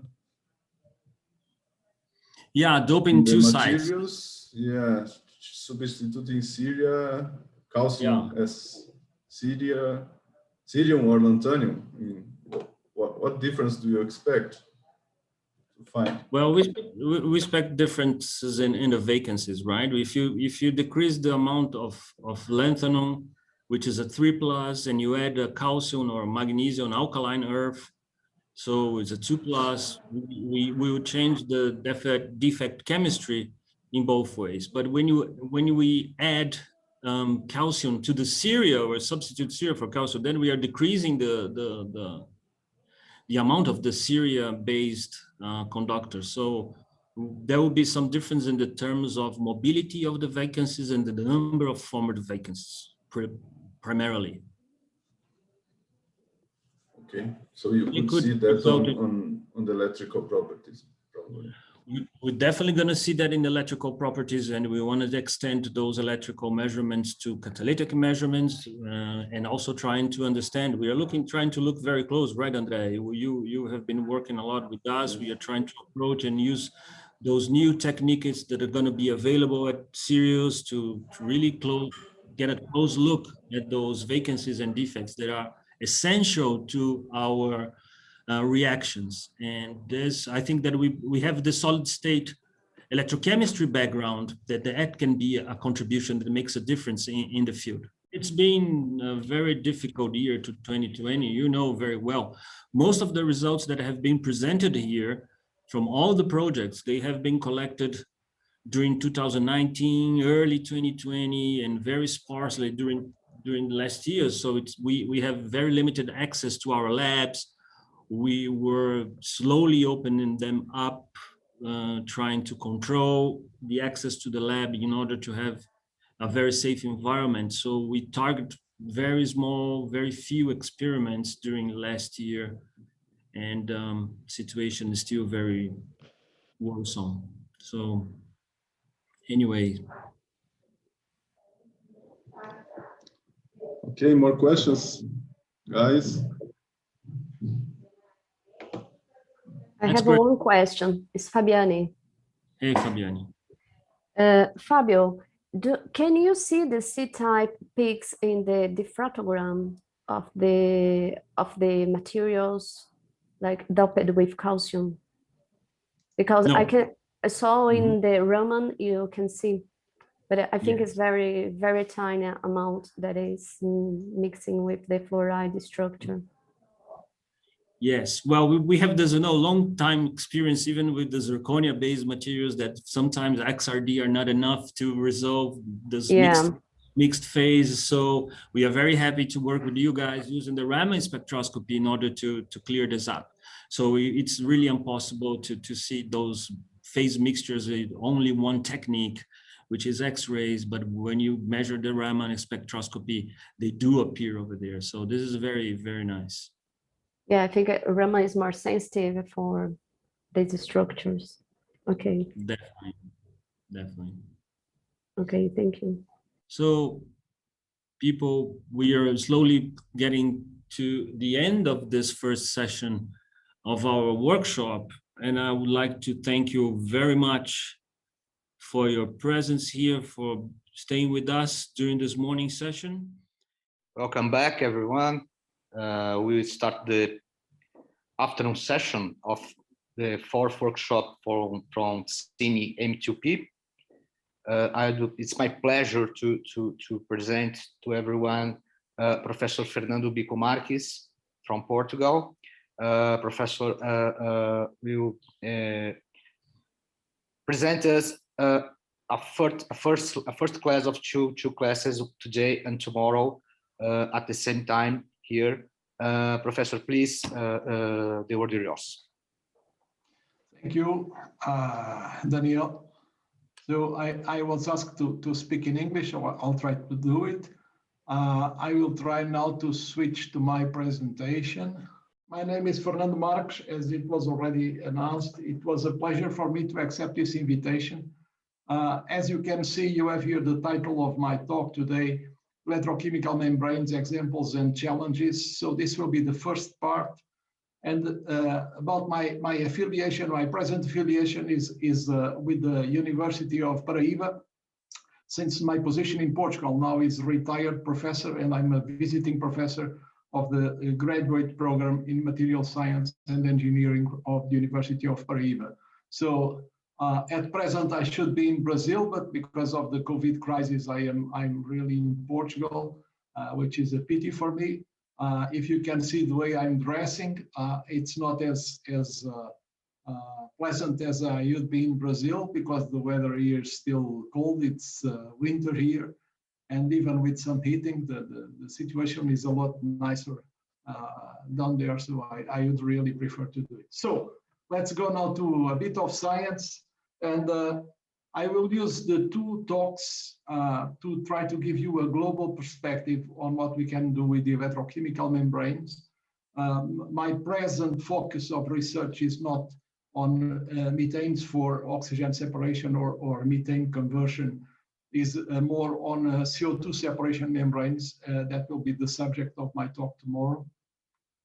But discussing and with the messages exchanged with some of the organizers, I understood there was some interest in this field also of oxygen separation, methane oxidation, and so on. And as I had some activity on this membrane some years ago, I thought it could be even a very interesting link to bring the two subjects together and to show to those of you which are working on one or another type of membranes that this is really the same background science, and we can use the same kind of tools to understand what is going on with these materials. So this is what I will try to do in the 2 days, today and tomorrow. And let's move to something else. So just a few words for some people that never heard about me. So my career was entirely in the University of Aveiro in Portugal. It's a small university, about 15,000 students total. And it's a very nice campus. And the town is close to Porto, which is quite popular in Brazil. It's known as a reference for many aspects. And I belong to a research institute here, which is the largest research institute in material science and engineering in Portugal. The number of people, the total number of people is in the order of 450 people between academic staff, researchers, students, and so on. And we are organized in 4 research lines. One of them is energy, and we are also organized in research groups. So there is a kind of a cross-linking between research lines and research groups. And again, I belong to a research group on materials energy. But there is a lot of other things going around. I'm not going to spend a lot of time on this, but just to give you a little bit the background of where I spent almost all my career. So what have I done in my life? Just to give you a little bit also of information about what was my activity in the past. I mostly studied ceramic and composite electrolytes and mixed conductors. So my first focus was on materials for fuel cells. So I did a lot on oxide ion conductors, but then other interests appeared and I needed things like electrode materials, then moving to mixed conductors, mixed ionic and electronic. That would be also a good step for many applications. And in the middle of these things, you can see in red a large activity on composite materials. So for those which are not familiar, CGO is the gadolinium doped ceria electrolyte, which is a very famous ceramic. LSM is a manganite, a lanthanum manganite doped with strontium, which is very good electronic conductor. Now LSC is a lanthanum cobaltite, also doped with strontium. And then LC is probably not so familiar to most people. It's the nickname that we give to a mixture or a eutectic mixture of sodium and lithium carbonates. So I'm just introducing these things because they will appear, and we are not going to spend a lot of time with acronyms. Even if someone wants, can always ask what is the exact meaning of these things.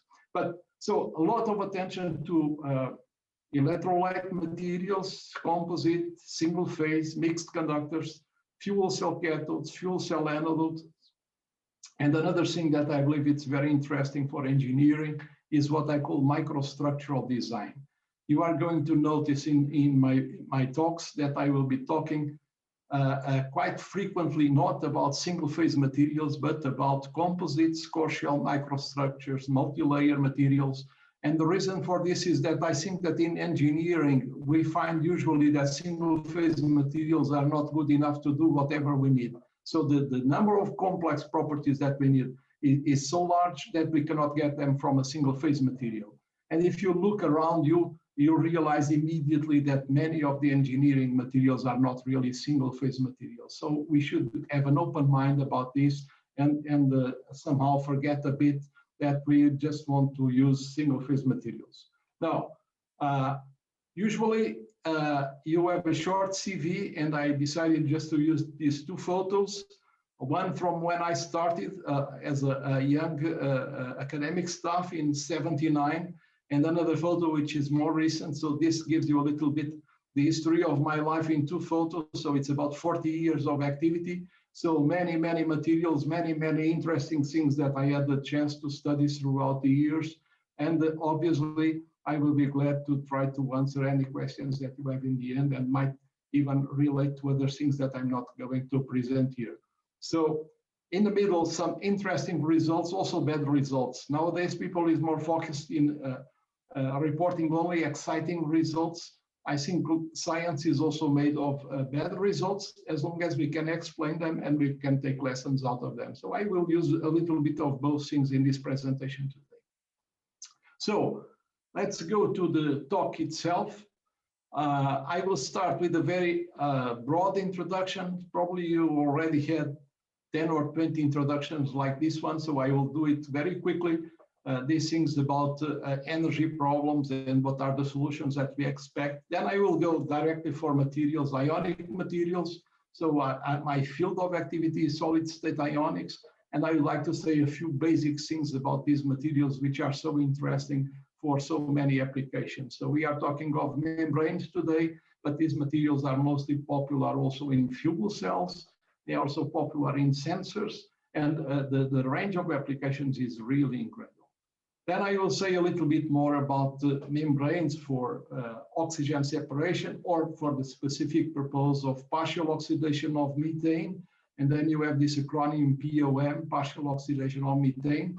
I will spend a little of time with model behavior. If you are in the lab doing materials, you should try to understand what is the route to improve the performance of a material. And if you don't understand what is the model behavior and what are the parameters that you can change to obtain a better material, you have a kind of a blind activity. So I will try to spend a little bit of time, not too much, very few equations, but one of the objectives is to show you that the model behind all these materials is in fact very simple if you adjust your concepts to a few ideas which are relevant in this case. Then I will present you a few results that we had in the past on materials, solutions that we have tried to use. And as I mentioned before, I'm not going to speak usually about single-phase materials. I will be speaking mostly about composite materials, core shell type materials. So microstructural design, what I call the microstructural design, and what kind of improvements we can get from these materials. Now, if we are studying something and if we have a target, we should be able to do some benchmarking, which is the same as to say, what is my target? What is the performance that I want? And how far am I from my target? And what are the reasons that are preventing me to reach this kind of target? And sometimes we don't have proper benchmarking tools.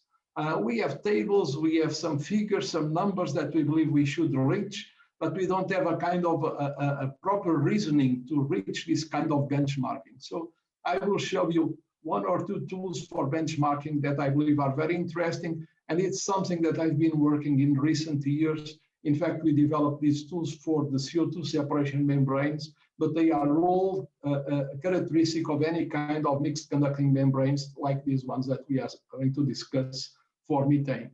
And then I will go to the conclusion. So lesson tomorrow or seminar tomorrow will be CO2 separation, but we'll keep it for tomorrow. So now very quickly, a few words about the reasons why we are concerned with certain types of membranes.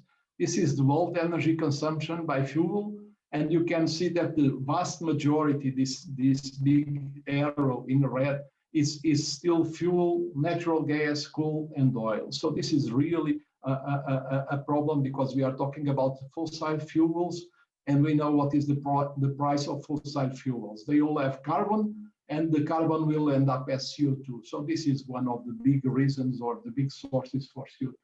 And then we can see the CO2 emissions in the world. This is not one of the most recent statistics, but you can get always more recent statistics, but they tell you roughly the same story. And you can see that about by 2015, we had a huge increase in CO2 emissions. Obviously, some countries are increasing more than others. In some countries, we already have a slight decline in the emissions of CO2. That's a kind of a very broad discussion. I don't want to bring it here.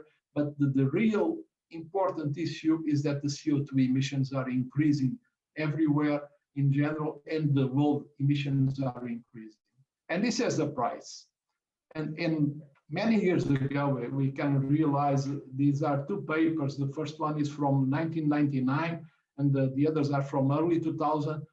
It was shown in a very convincing manner that there is a very strong relation between the heating that we have, the global mean temperature in the atmosphere, and the CO2 emissions and the methane emissions.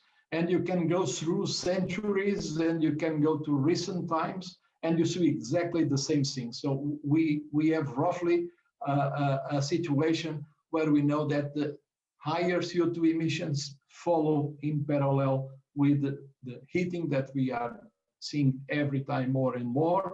And we know that one of the consequences of this heating is that we are having all these extreme weather phenomena with these enormous floods, the fires, all these things that you know as well in Brazil as we know in Portugal. So this CO2 is a concern. I'm getting a message in my computer saying that my internet connection is unstable. So if I'm having problems in communication, please tell me that you are losing my voice here, okay?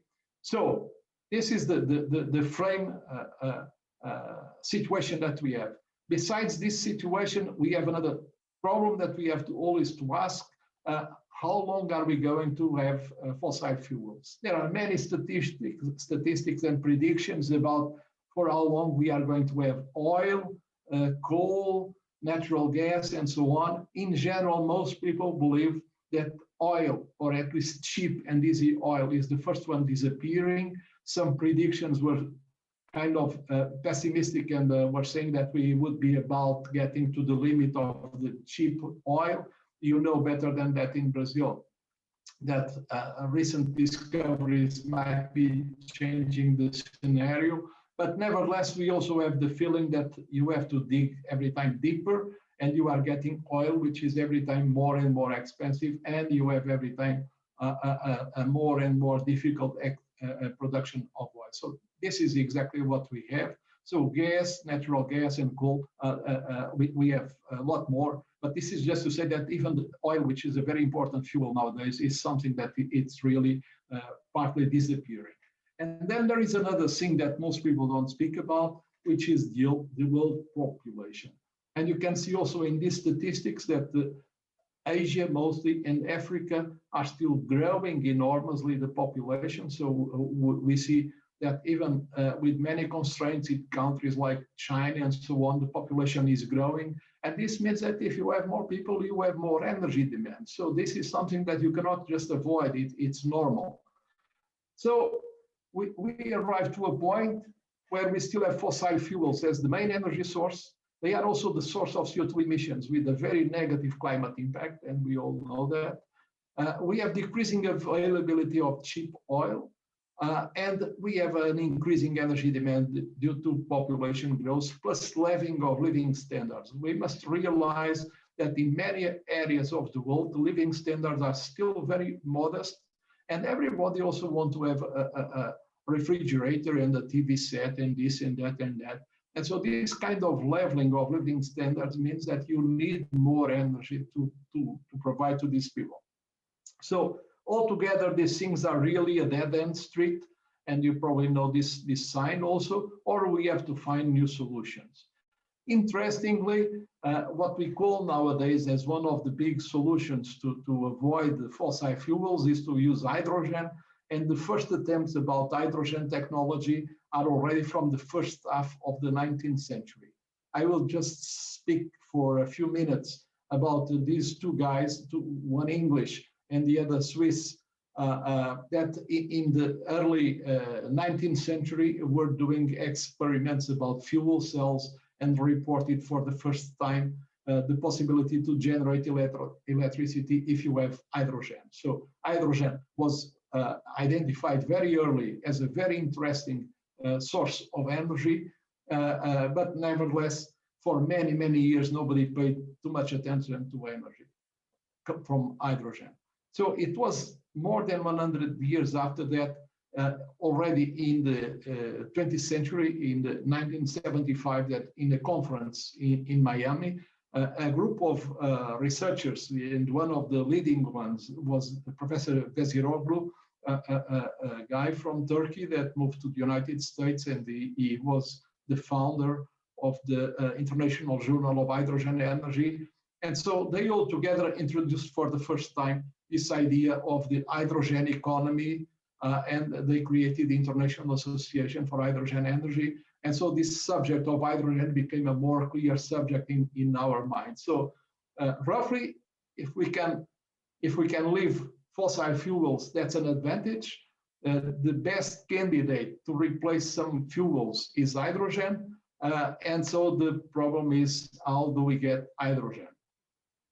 And if we want sustainable hydrogen, we can get hydrogen from renewable energy. We can go directly for steam electrolysis.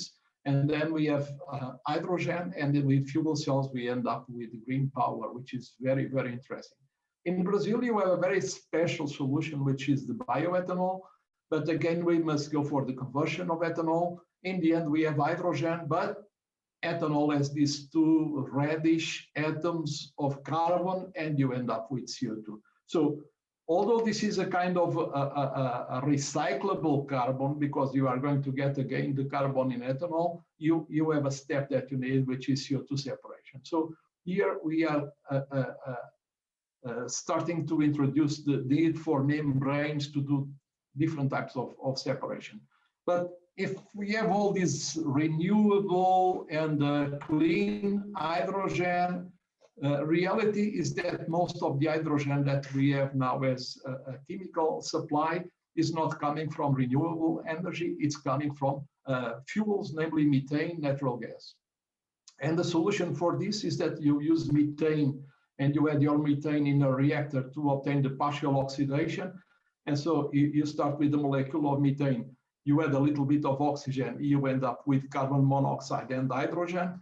And then in the second step, you can add water vapor to this carbon monoxide, and with the water vapor, you try to get carbon dioxide and plus hydrogen. So it's very nice that you get hydrogen, but as you can see, hydrogen is also linked with CO2, so you end up having the need to separate carbon dioxide, either with a membrane for carbon dioxide separation, or you have to separate the hydrogen using a proton conductor, and you can do it as well.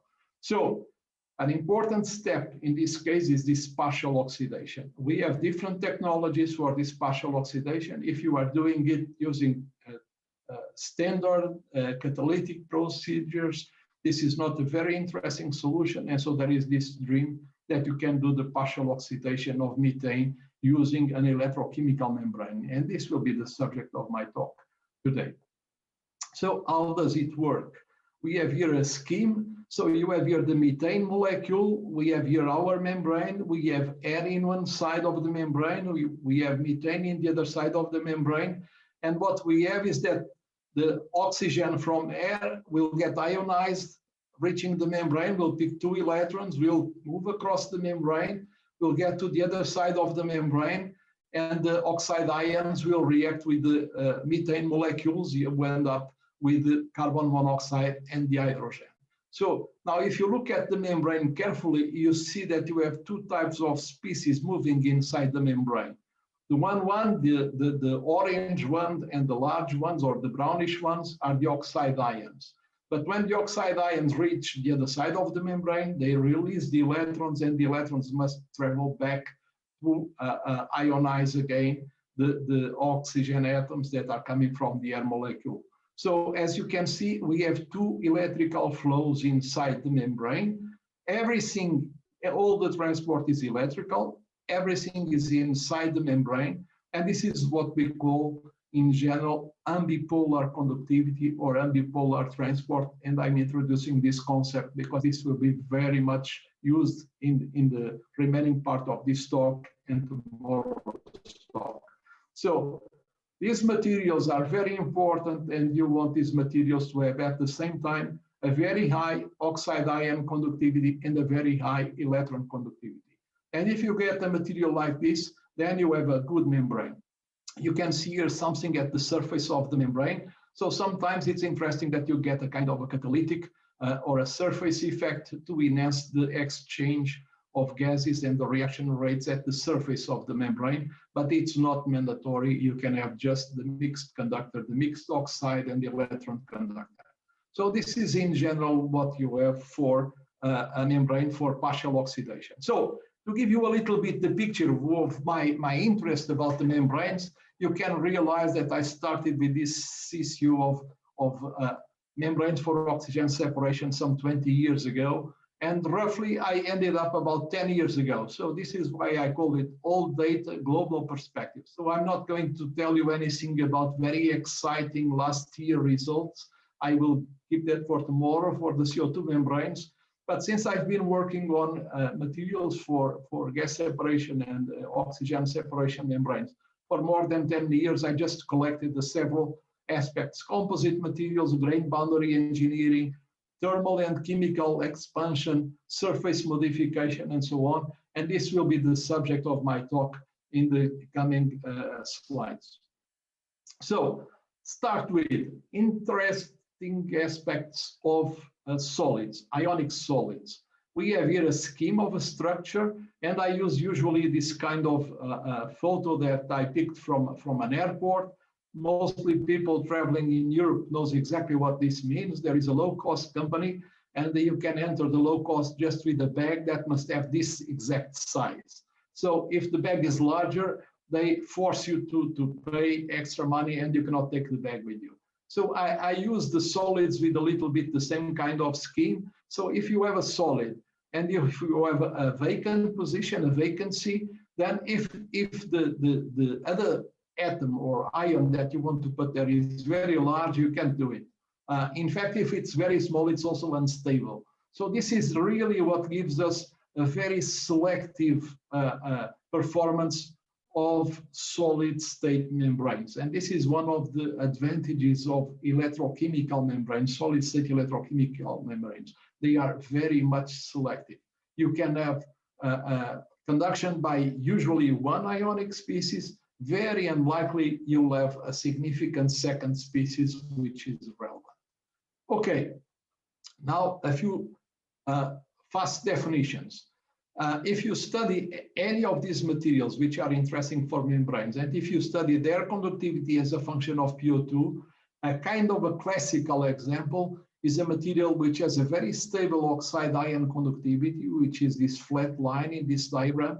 And then under oxidizing conditions, you can see the P-type conductivity, and under reducing conditions, you can see the N-type conductivity.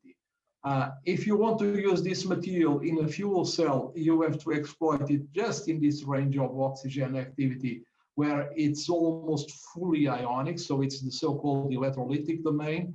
Then there is another definition, I will skip it, which is the electronic domain. But overall, what you realize is that throughout the entire range, you have ionic conductivity and you have electronic conductivity. And this means that the entire blue range is a mixed conducting range.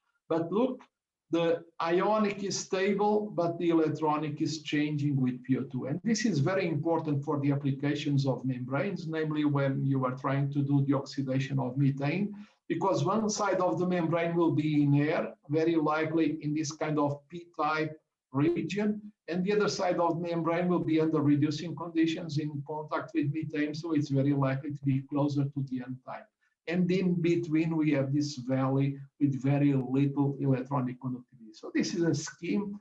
It's not exactly the same for all materials, but this gives us a little bit the idea. Now, I told you I would like to spend a few minutes with model behavior. So a membrane is something like this. In the lab, we do a pellet, and the pellet is going to be placed in between two oxygen partial pressures. I call it PO2A and PO2B. The pellet has a thickness L and a surface S, and we can describe this pellet using the so-called equivalent circuit. And this equivalent circuit has several ingredients, which are all in this upper part of the circuit. And the ingredients are what I call a thermodynamic voltage, the ionic resistance, and the electronic resistance. So we are talking here about an incremental thickness dl. This is why you see dVO, dRO, dRe. But you can use very standard equations for electrical circuits to describe the voltage across the cell, and the voltage is probed somewhere between this point here and this point here. And so the voltage is a function of the thermodynamic voltage, but it's partly short-circuited by the ionic current. And you can also measure the voltage in the electronic circuit. And the crucial aspect I would like to stress here is the so-called thermodynamic voltage, which is something which is not so familiar to everyone. And this thermodynamic voltage is related to the pressure, the oxygen pressure in both sides of the membrane. And the reason is very simple. You probably remember this equation from your studies in chemistry or something like that. If you have a reaction that proceeds with an electrochemical processes and the delta G of the reaction, so the free energy change is delta G, then you have a thermodynamic voltage, which is just this delta G divided by NF. F is the Faraday constant, and N is the number of electrons involved in the electrochemical reactions. And then you have here the minus, just to balance the sign of your voltage and the sign of your delta G. So if you have a negative delta G, you have a positive voltage, and this is the battery, roughly. So what we are talking here about the thermodynamic voltage is nothing but a very well-established relation that we know from thermodynamics for many years. And then you can write a few more equations. But what I really wanted to stress with this slide is that to describe your membrane, you must think of a thermodynamic voltage, ionic resistance, electronic resistance. And then you have to handle a little bit these equations. And you end up with the so-called oxygen permeability of this membrane. And this oxygen permeability of the membrane is a function of the characteristics of the material. So you have the ionic conductivity here, you have here the thermodynamic voltage, and you have a V here, which is the specific voltage that you can really measure in the extremes at the surface of the membrane, and which is a function again of the oxide ion and the electronic conductivity. Another way to express this that you have here is this other equation that you have here, and you can see here now for the first time what we call the ambipolar conductivity of the material.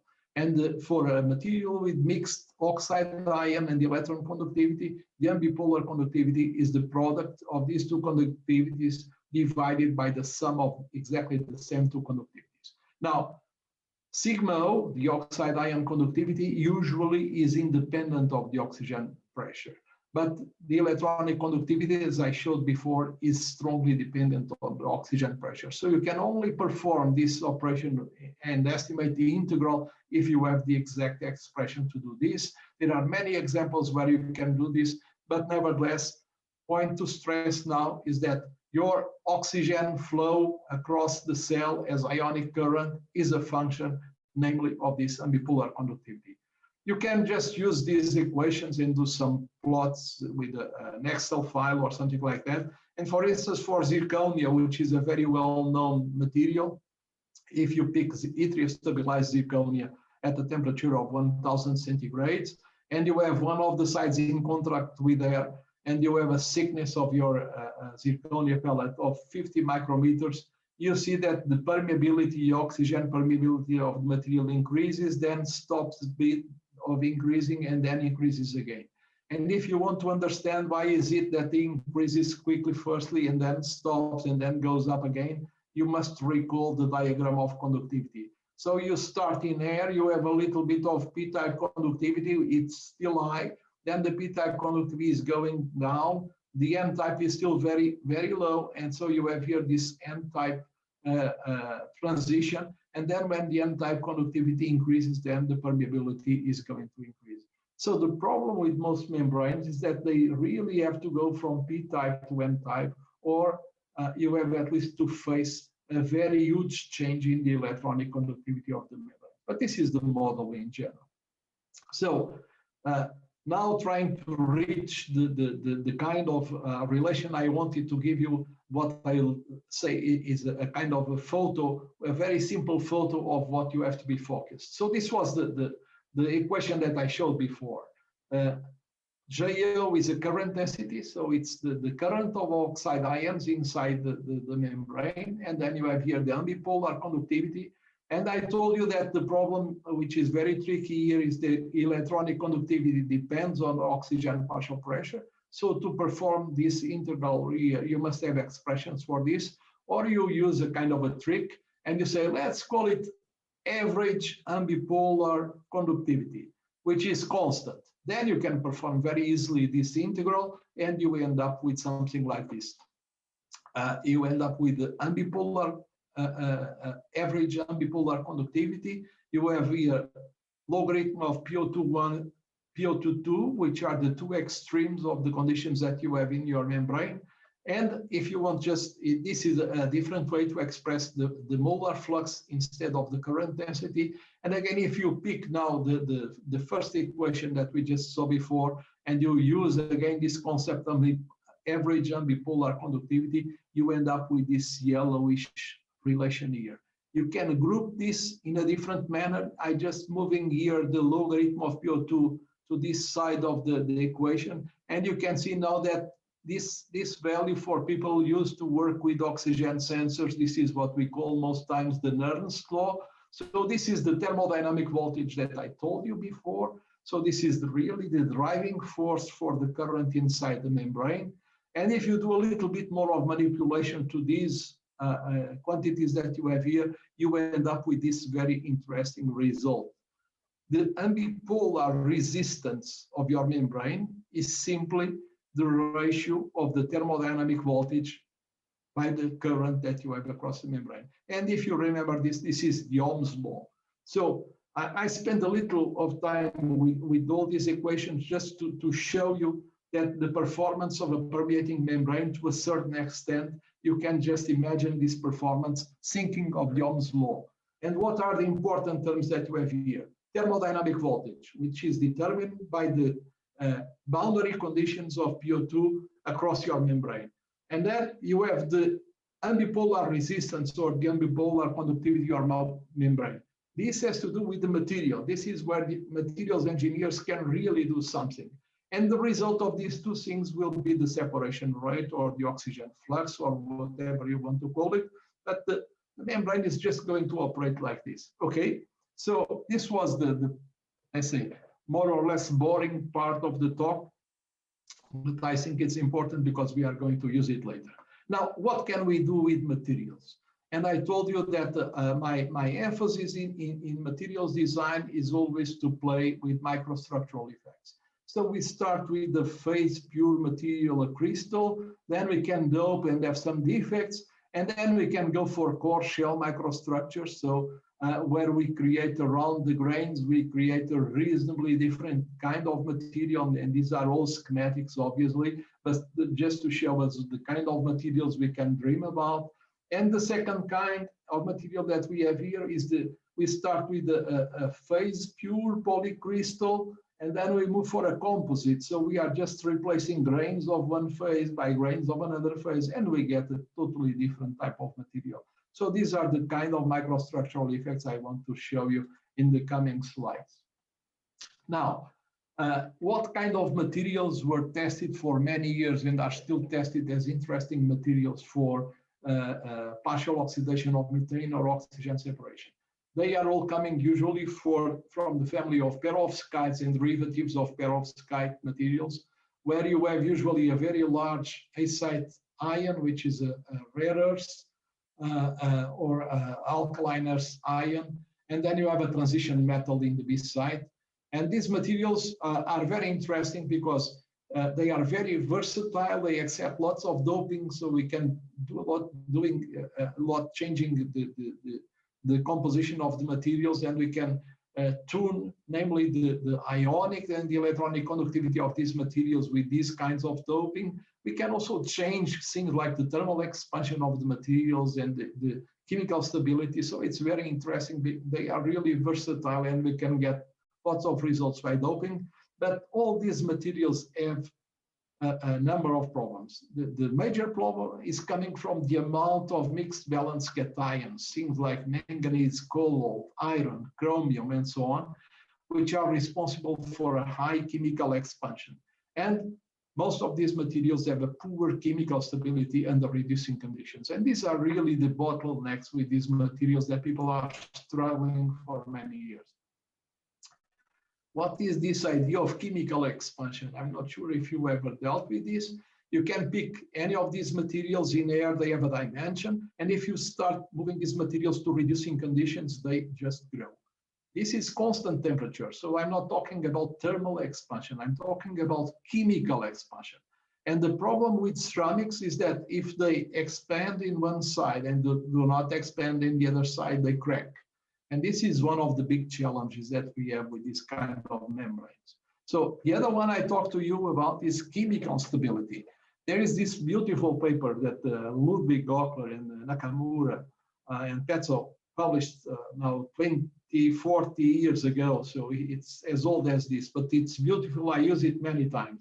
And this paper is on the stability, the chemical stability of many perovskites as a function of PO2. These data are for 1000 centigrades, but you can see that most perovskites that I've shown before, they have a limited stability, and most of them do not accept to go to get in contact with the fuel or methane or whatever, because it's extremely reducing. It's here below -20. So all these materials decompose in those conditions. So having a material which is stable in conditions where you want to have methane at high temperature is really a tricky thing. So pay attention to this and don't expect miracles depending on the compositions that you are using. So if one phase is not good enough, let's try the composite, which is one of the solutions that you can have. So we need 2 or more phases. The result can be a simple mixture. We can have also a reaction, and we have a few more phases. We have maybe tricky interfaces because we start with AA and AB phases and BP phases, and we end up with all these interfaces that we don't know what they are. And then you can have models to describe the performance of composites, but as I said before, they are very interesting in engineering, and we should pay attention to them. So one of our ideas was, let's try to use a composite material where we have an oxide phase. Here you have the CGO, so the gadolinium oxide, a very good ionic conductor. And then you have one of these perovskites, lanthanum, strontium, iron, cobalt oxide, okay? And which is a very good electronic conductor, also with some oxide ion conductivity. And you can see the photos of the composite after firing for different schedules. So they look reasonably well. It's very dense, very nice apparent microstructure. And then you go and study the performance of these materials. And you have here information about the ionic conductivity of the single phases. And for CGO, you have an activation energy in the order of 70 kilojoules per mole. For the perovskite, it's a lot higher. And when you go for the composite fired at moderate temperatures, it's a little bit higher, 82. So there is something really going on here. And if you fire the composite at a little bit higher temperature, now your activation energy is 108 kilojoules per mole. What is the reason for this degradation of the grain boundaries? You can see here precipitation of second phases in grain boundaries, because when you fire ceramics at high temperature with different composition, you have diffusion and you have very likely interaction between the 2 phases. So this is really a tricky thing with the composites. They are very interesting, but we have usually a very narrow range of conditions where we can fire them and obtain a good performance.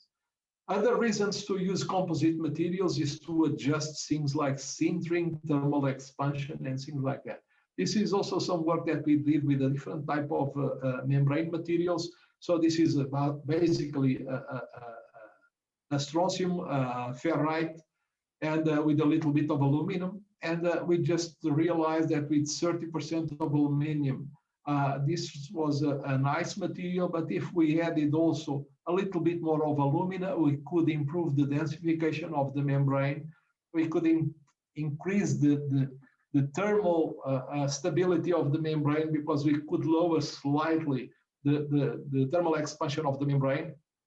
And in the end, the oxygen separation rate, or the oxygen permeability of this membrane, was at the level of the material without alumina. So this is just again a result which is not astonishing from the exact values that we have here, but just to show you that we can use composite materials to address different types of problems and sometimes solve some of these problems. Now, this is again an important slide that I want to use to stress a few things. You can see many plots about oxygen separation, permeation, and different types of units. It's a little bit tricky sometimes to take the information out of this. And this is exactly the same set of information here that you have here. but the plots are slightly different in what aspect. Here, I'm talking about molar flow, moles per second per square centimeter. And I'm not discussing what is the thickness of the membrane. And I was using membranes of different thickness, 1 millimeter, 1.4 millimeters. And you can see that the filled symbols are for 1 millimeter and the open symbols are for 1.4 millimeters. And if you look at the temperatures, it looks that all membranes are operating equally well. When you increase the temperature, the flow goes up, and it seemed to be a very good story. Now, if instead of using this kind of molar flow rate, if you convert this and you take into consideration what is the exact thickness of your membrane, so 1 millimeter or 1.4 millimeters, which in this equation would be just the L that you have here. So you have to multiply this value here by your thickness and you get a different kind of plot, which is this specific permeation. And if you look at this specific permeation, you realize, for instance, that at 1223 K, all data is exactly at the same level. And this means that this membrane, where the thickness of the membrane was not relevant for the amount of oxygen which was crossing, normalized for the thickness of the membrane, this means that your membrane is as a bulk transport control. So it's really the ionic and the electronic conductivity which are controlling the performance of the membrane. But the other membranes, you realize that the data for the two different sets of data for the different thicknesses, they do not overlap. So one of them is higher than the other. And this is an indication that you have slow surface kinetics. So this means that you are having problems with the performance of your membrane, not because of the ionic and the electronic conductivity, which are always influential, because the surface rate, the surface exchange rate of your membranes is not exactly the same. So you have a slow surface kinetics in these cases, and you can take this into consideration. So this is just to show you that simple types of plots, different plots, can give you a lot of information on how good your membranes are. Now, another thing I told you is that the chemical stability of the membranes is always crucial. For instance, this material that I told you, that is a strontium ferrite with a little bit of aluminum, if you expose this material for 140 hours under an air methane gradient, here you have starting to appear a new phase. Many times you see enthusiastic reports about the performance of membranes, but people just tell you what happened after 30 minutes or whatever. You must realize that membranes should be able to work for thousands of hours, otherwise they are useless. And so this is the kind of testing that you have to do. Another way that you have to try to improve the performance of your membrane, if you have a slow surface exchange kinetics, is to use one layer, porous layer at the surface of your membrane. And hopefully this will improve the surface rate kinetics, because you have a larger exposed area where you can have the exchange and the reactions that you have at the surface of your membrane. And as you can see here, we started with unmodified membrane, and then we had a slight thin layer, exactly the same material, but just a porous layer, just to increase the surface area of the material, and we could improve a bit the performance. And then if you just increase too much the thickness of this layer, you start having concentration or diffusion problems, and you lose the advantage. So again, there is a kind of a tricky moment where you get the ideal performance of your membrane, but surface modification is certainly another tool that you can use. Now, this is probably the only case that you never heard about, which is some work that we did a few years ago about what we call the core shell materials. Our major concern was this one. If I have lots of transition metals, I have this chemical expansion problem. So let's try to have a ceramic matrix, which is very stable with respect to reduction and which is very stable with respect to chemical expansion. And we thought of a very good perovskite, which is this one that you can see here. So we call it usually LSGM. which is a lanthanum, strontium, gallium, lanthanum gallate doped with strontium magnesium. So this is a very good oxide ion conductor. And we decided to try to put some iron, but just in the grain boundaries, in such a situation that the iron would be kind of a grain boundary doping only. And I'll tell you how we did it.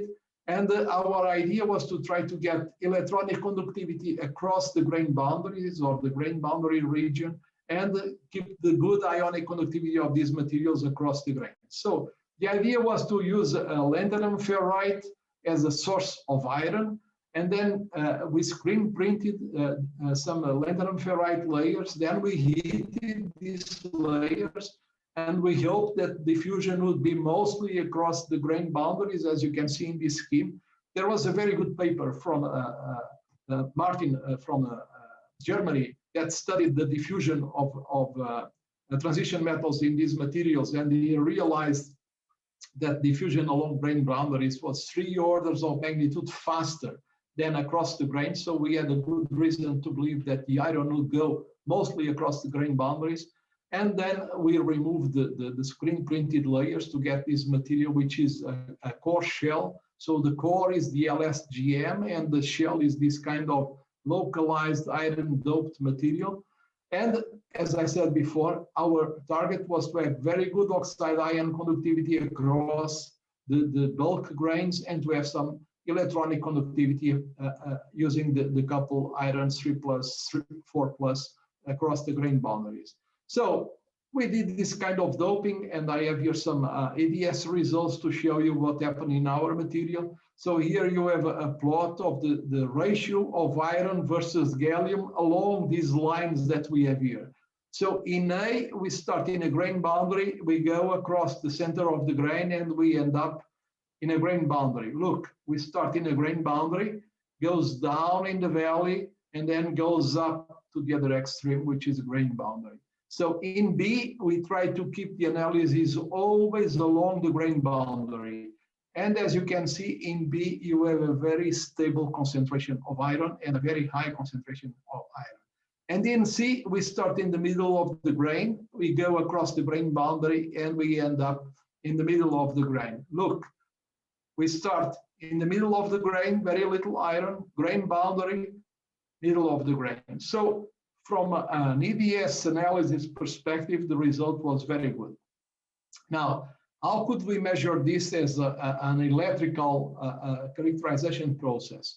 I hope that most of you already were exposed to impedance spectroscopy, so I'm not going to spend a lot of time with this, but just to say that usually in these materials you can find a high frequency arc, which is typical of the bulk of the material.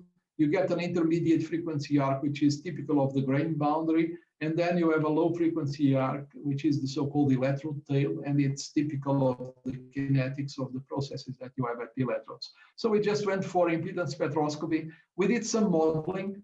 So if I add some electronic conductivity in parallel to the ionic, what would be the prediction of the behavior of my impedance spectra? And you can see here the original spectra for the pure electrolyte. This is a kind of a modeling exercise only. And this would be the electrode arc, this would be the grain boundary, and this would be the bulk. And then I just increased the electronic conductivity in this parallel resistor, and I asked myself, how is the spectra going to change? And it would go from here to here.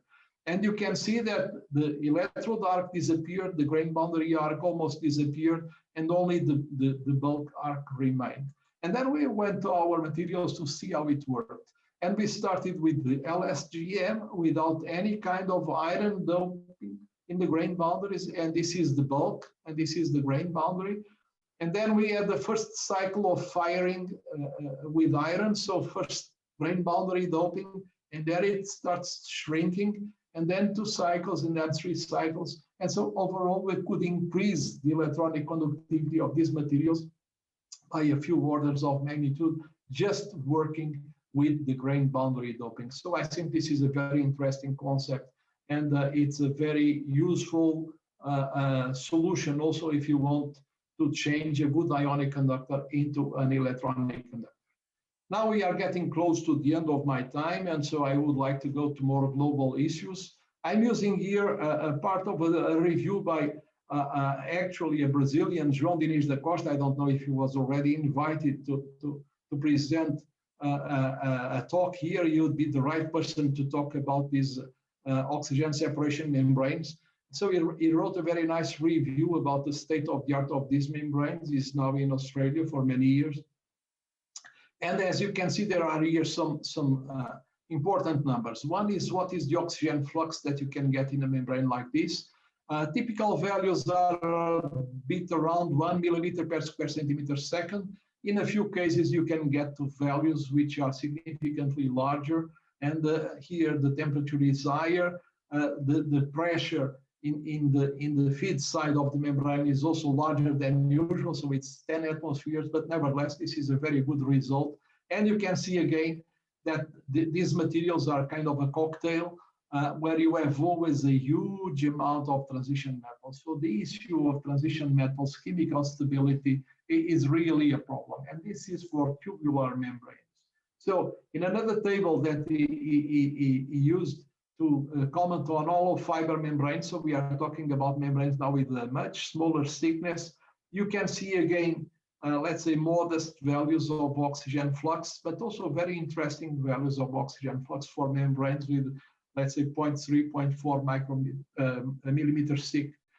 So very, very interesting results. And so again, the materials that you can see here are based on cobalt, iron. So throughout the years, I told you that I've been working with these materials about 20 years ago, but throughout the years, these are still the most promising materials with different changes, slightly different structure and so on, but you end up with rare earths, alkaline earths, and transition metals as the basis of all these materials. So this is really, and as benchmark, you can say that everything higher than 1 millimeter per square centimeter per second is really a good result.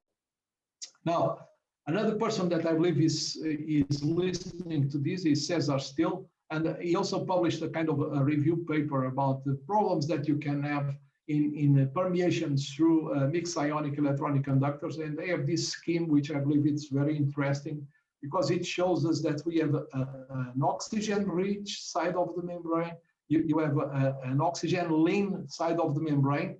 And so the extreme values are up here and down there, but in between you have a lot of changes of oxygen activity or concentration across the membrane and at the surface of the membrane. And these changes at the surface of the membrane are usually what we call polarization. So we should be very careful to understand what is the role of this type of polarization in our membranes. If you are familiar with the so-called VI curves in fuel cells, it's also typical to draw a diagram like this one I'm showing you here. We start with the thermodynamic voltage, and then the current starts increasing and the voltage is dropping. And the VI curve of a fuel cell is something like this. And we always say that the linear portion that you could see or you could expect would be due just to the ohmic losses in the fuel cell. But then you know that you have activation polarization and you have concentration polarization. So a few years ago, I tried to merge these two concepts. And as I said before in the beginning, with the modeling of the membrane, if you have two different PO2s, then you have a thermodynamic voltage like this one, VO. And then you can try to use a diagram to plot the performance of your oxygen separation membrane. You start with the thermodynamic voltage and you just write down what is your current in the membrane. And you get here two slopes. One of the slope is the negative of your ionic resistance. The other slope is the positive of your electronic resistance. And this should be a benchmark. What do I mean? If you know what is the material, if you know what is your ionic conductivity of your material, and if you know what is the electronic conductivity of your material, your membrane should get here, okay?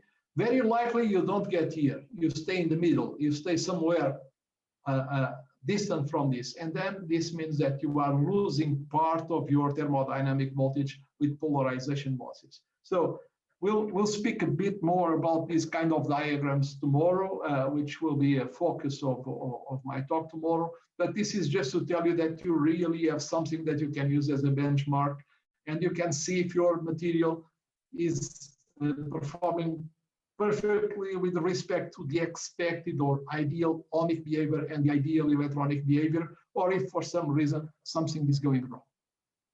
Another comment I would like to add here in my final moments is about ambipolar conductivity. You can see this is a kind of a model plot. And you can see a material where I just assume that the total conductivity would be 1, whatever units. The ionic conductivity is in blue, the electronic conductivity is in orange, and the ambipolar is in green. As you can see, in the ideal condition where ionic and electronic are the same, you don't get ambipolar more than 25% of the total.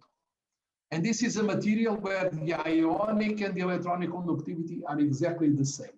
Most of the materials that we know, either the ionic is much larger than the electronic, or the electronic is much larger than the ionic. And this means that your ambipolar conductivity is going to be at least 2-3 orders of magnitude lower than the total conductivity. So I just give you this as a kind of a guidance. Sometimes we see very amazing results in the literature. If you know the total conductivity of the material, and if you know the nature of the material, you can say, okay, this material with an ambipolar conductivity that should be at least 2-3 orders of magnitude lower than the total, what is the performance that it should have? And you might end up with some strange effects, like people using leaks as typical of oxygen separation, which is not so good. Last slides, configurations. So we have all the problems in membranes that we have in fuel cells. So if you use a closed-end tube, you have easy sealing, very good. If you go for extrusion and other techniques which are very good for an industrial point of view, then you have a tricky sealing because you have to seal at high temperature, which is usually not so good. Another thing that you can do, and that's very interesting, obviously, is to try to have a very thin membrane. If you remember, the flow of oxygen is going to be a function of the thickness of the membrane. So an interesting solution is to use a porous support and a very thin, dense layer. And then you can get very nice permeation rates, oxygen separation rates across the membrane. So this is the kind of configurations that you would like to have in these membranes. Now, really the very end. I use again conclusions from this paper from João Diniz da Costa, and I just copied them here. Further research is required to improve the chemical and thermal stability of the membrane in order to extend the service life of the membrane.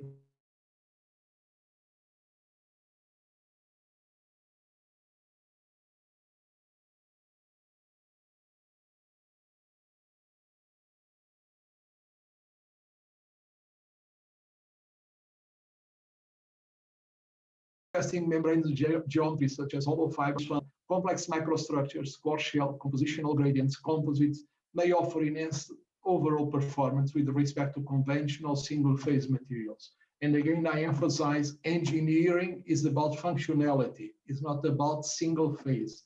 And functional materials, composites, compositional gradients, core shell materials, all these are functional materials, and we should pay attention to these materials.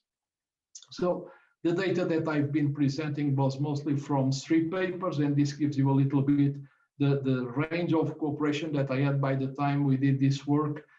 People from Belarus State University in Minsk, people from the Flemish Institute for Technology Research, and people from another institute in the north of Portugal. So I think I skipped 2 minutes in my hour, but it's the end. Thank you for your attention.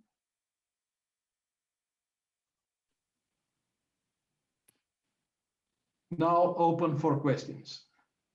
Thank you, Professor. Amazing. This is a really lecture for all of us. You are open for questions? Yes. From usually it's always good to remember that there are no dummy questions. You might have a dummy reply, but there are no dummy questions. So you should feel completely relaxed. If you were my student, you knew that in my classes, everybody asks questions because really there are no dummy questions. There are only dummy answers. I might not know the answer, but if you have the question, this means that's important, okay? Okay, we have... Oh, Jeff Miller, apparently, is asking, he wants to ask something.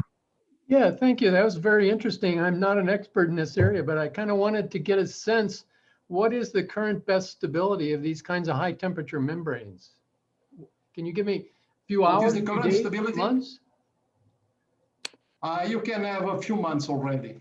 Okay. Yeah, well, it depends very much on temperature. Let's see. Temperature is going to determine to a large extent the stability of your membrane, because if you operate at lower temperature, obviously you increase the stability, but you also have a lower performance. So I would say that we are still very much in the, let's divide the answer in two portions. If you really want oxygen separation, you can go to 1,000 hours stability, but it's just oxygen separation and you are using your membrane under oxidizing conditions. And there are very interesting devices now using, for instance, oxygen for people with the respiratory problems. They need a little bit of oxygen. You don't want to use a bottle around you all the time, and you just want an oxygen separation membrane. Then you can operate these membranes now for thousands of years. But if you really want to do the oxygen, the oxidation of methane, then you are in trouble. To my knowledge, there is no safe yet technological device to operate for thousands of hours. Thank you. May I get a step further in that question? Professor Fernando, thank you very much for the presentation. So what are the main degradation mechanisms going on those? This still has to do with the strontium segregation and lanthanum, strontium doped and lanthanum based. Those are the main mechanisms of degradation. Could you tell us a little bit about that? I think let me see if I remember the main ones. One is that due to what I told you, chemical expansion of the membranes. So transition metals are very sensitive to the fact that they are seeing two atmospheres, air in one side, reducing in the other side, and they will expand in the reducing side. So this will be mechanical degradation, pure plain mechanical degradation. It's a ceramic cracking, okay? And this is really a big challenge. One of the reasons why people are trying to use tubular configurations is exactly because in the tubular configuration, you have a better distribution of stresses. If it's flat, you are there with mechanical degradation due to chemical expansion. The second one is chemical stability of the material itself. As I said before, many of these materials with transition metals, they are not stable under extreme reducing conditions. We had interesting results when we used a kind of a surface coating, and the surface coating could, to a certain extent, prevent or change the oxygen activity profile across the membrane. This means that instead of having a very reduced condition close to the membrane, if you have a surface layer preventing this, you can increase partly your oxygen activity at, let's say, the reducing condition of your membrane.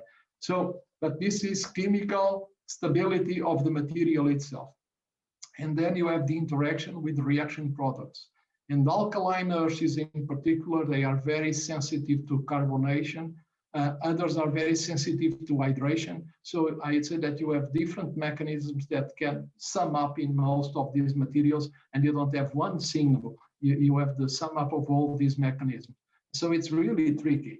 And I didn't went looking for, besides maybe the last slide I presented, with just the thin layer membrane, but the compositions are very much in line with what was done 10 years ago, 20 years ago. So I believe the chemistry is roughly the same, slightly different structures. It's not exactly a perovskite, it might be a double perovskite or something like that, or a K2NIF4 type of structure, but I think people are mostly around the same kind of materials, and the stability is always there, I'd say.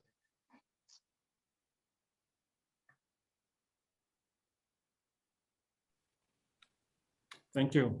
No more questions. Thank you, Professor. It will help me for tomorrow's lecture, because if I noticed that there was something that was really more tricky, I could use tomorrow to pay a bit more attention and to talk a little slower on that subject, because we are going to touch, in some aspects, we are going again to touch things like bipolar conductivity and things like that, which are probably not so familiar. But let me be honest, I know that most students in the lab, sometimes they enjoy doing the cooking, they enjoy doing the experiments, they don't enjoy to study the background behind the operation of the membranes. And you can't do your job properly if you don't understand the reason why they perform or they do not perform. So I try to bring you to this idea of Ohm's law, which is something very simple for most people in engineering. Everybody remembers what is the Ohm's law. And I try to use the transparency to show you that the membranes are not that different from the simple Ohm's law. But we must understand the concepts, and namely the concept of bipolar conductivity, which is not immediate for most people starting in the field. But if there are no more questions, the only thing I can say is I will be open even tomorrow to answer. Professor Jeff Miller, you are still hands-on? Yeah, you know, here's the problem with not knowing anything. I find this all interesting, so I can ask simple questions. You know, I really like this idea of measuring the ionic conductivity of oxide ions and also of electrons. How easy is it to do that? The answer is usually it's not very easy. Yeah, it sounds like it's me, yeah. Yeah, but there are very well-established techniques to do it. Let me remind you that when we are talking about solid-state electrochemistry, let's say the big boss of all these ideas was Carl Wagner. So first half of the 20th century. And he developed most of these techniques. And what we have to do is just to use what he did. Then nowadays you can use more sophisticated things, but it's very easy in the lab, let's put it this way, with low-cost equipment. You can do a lot of work about these materials. So what is the tricky thing? If you realize we are talking about materials where you have one oxygen activity one side, another oxygen activity in the other side. And this means sealing. Sealing at 800 centigrades, 900 centigrades, 1000 centigrades is really a challenge. And when you change the chemical nature of your material, you must change your seal. And some people are using, for instance, metallic seals that you get from suppliers.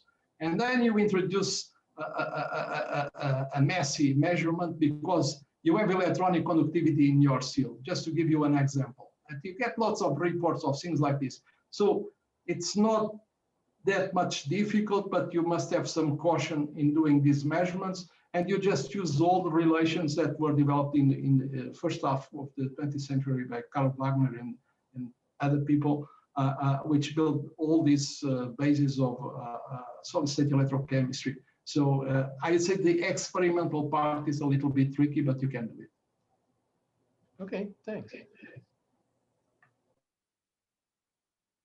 Yeah, by the way, you cannot buy these devices. The closest thing that you can buy is one of our colleagues from Norway, Truls Norway, that started the company, and he sells some of these cells and a device that typically, I see Daniel, he has one in his lab, and a few other people throughout the world that has this kind of device. But really what most labs do, and I believe Cesar Marlou is also with us in Grenoble and many other labs, you just develop your own cells. And so this is the kind of expertise you develop in, let's say, 20 years or something of activity. And it's better than buying. I'm not against the equipment that Truls Norway is selling, but you learn more when you do it than when you buy it.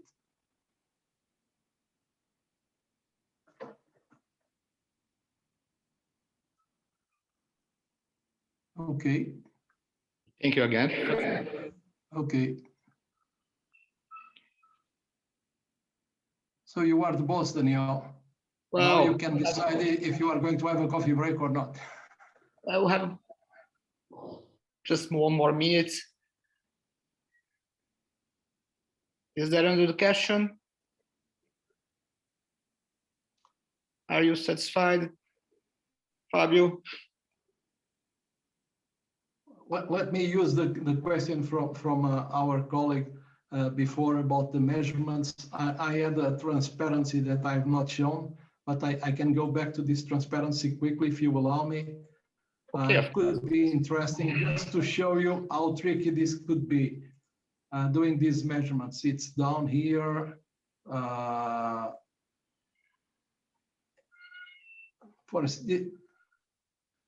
Oops. Oh.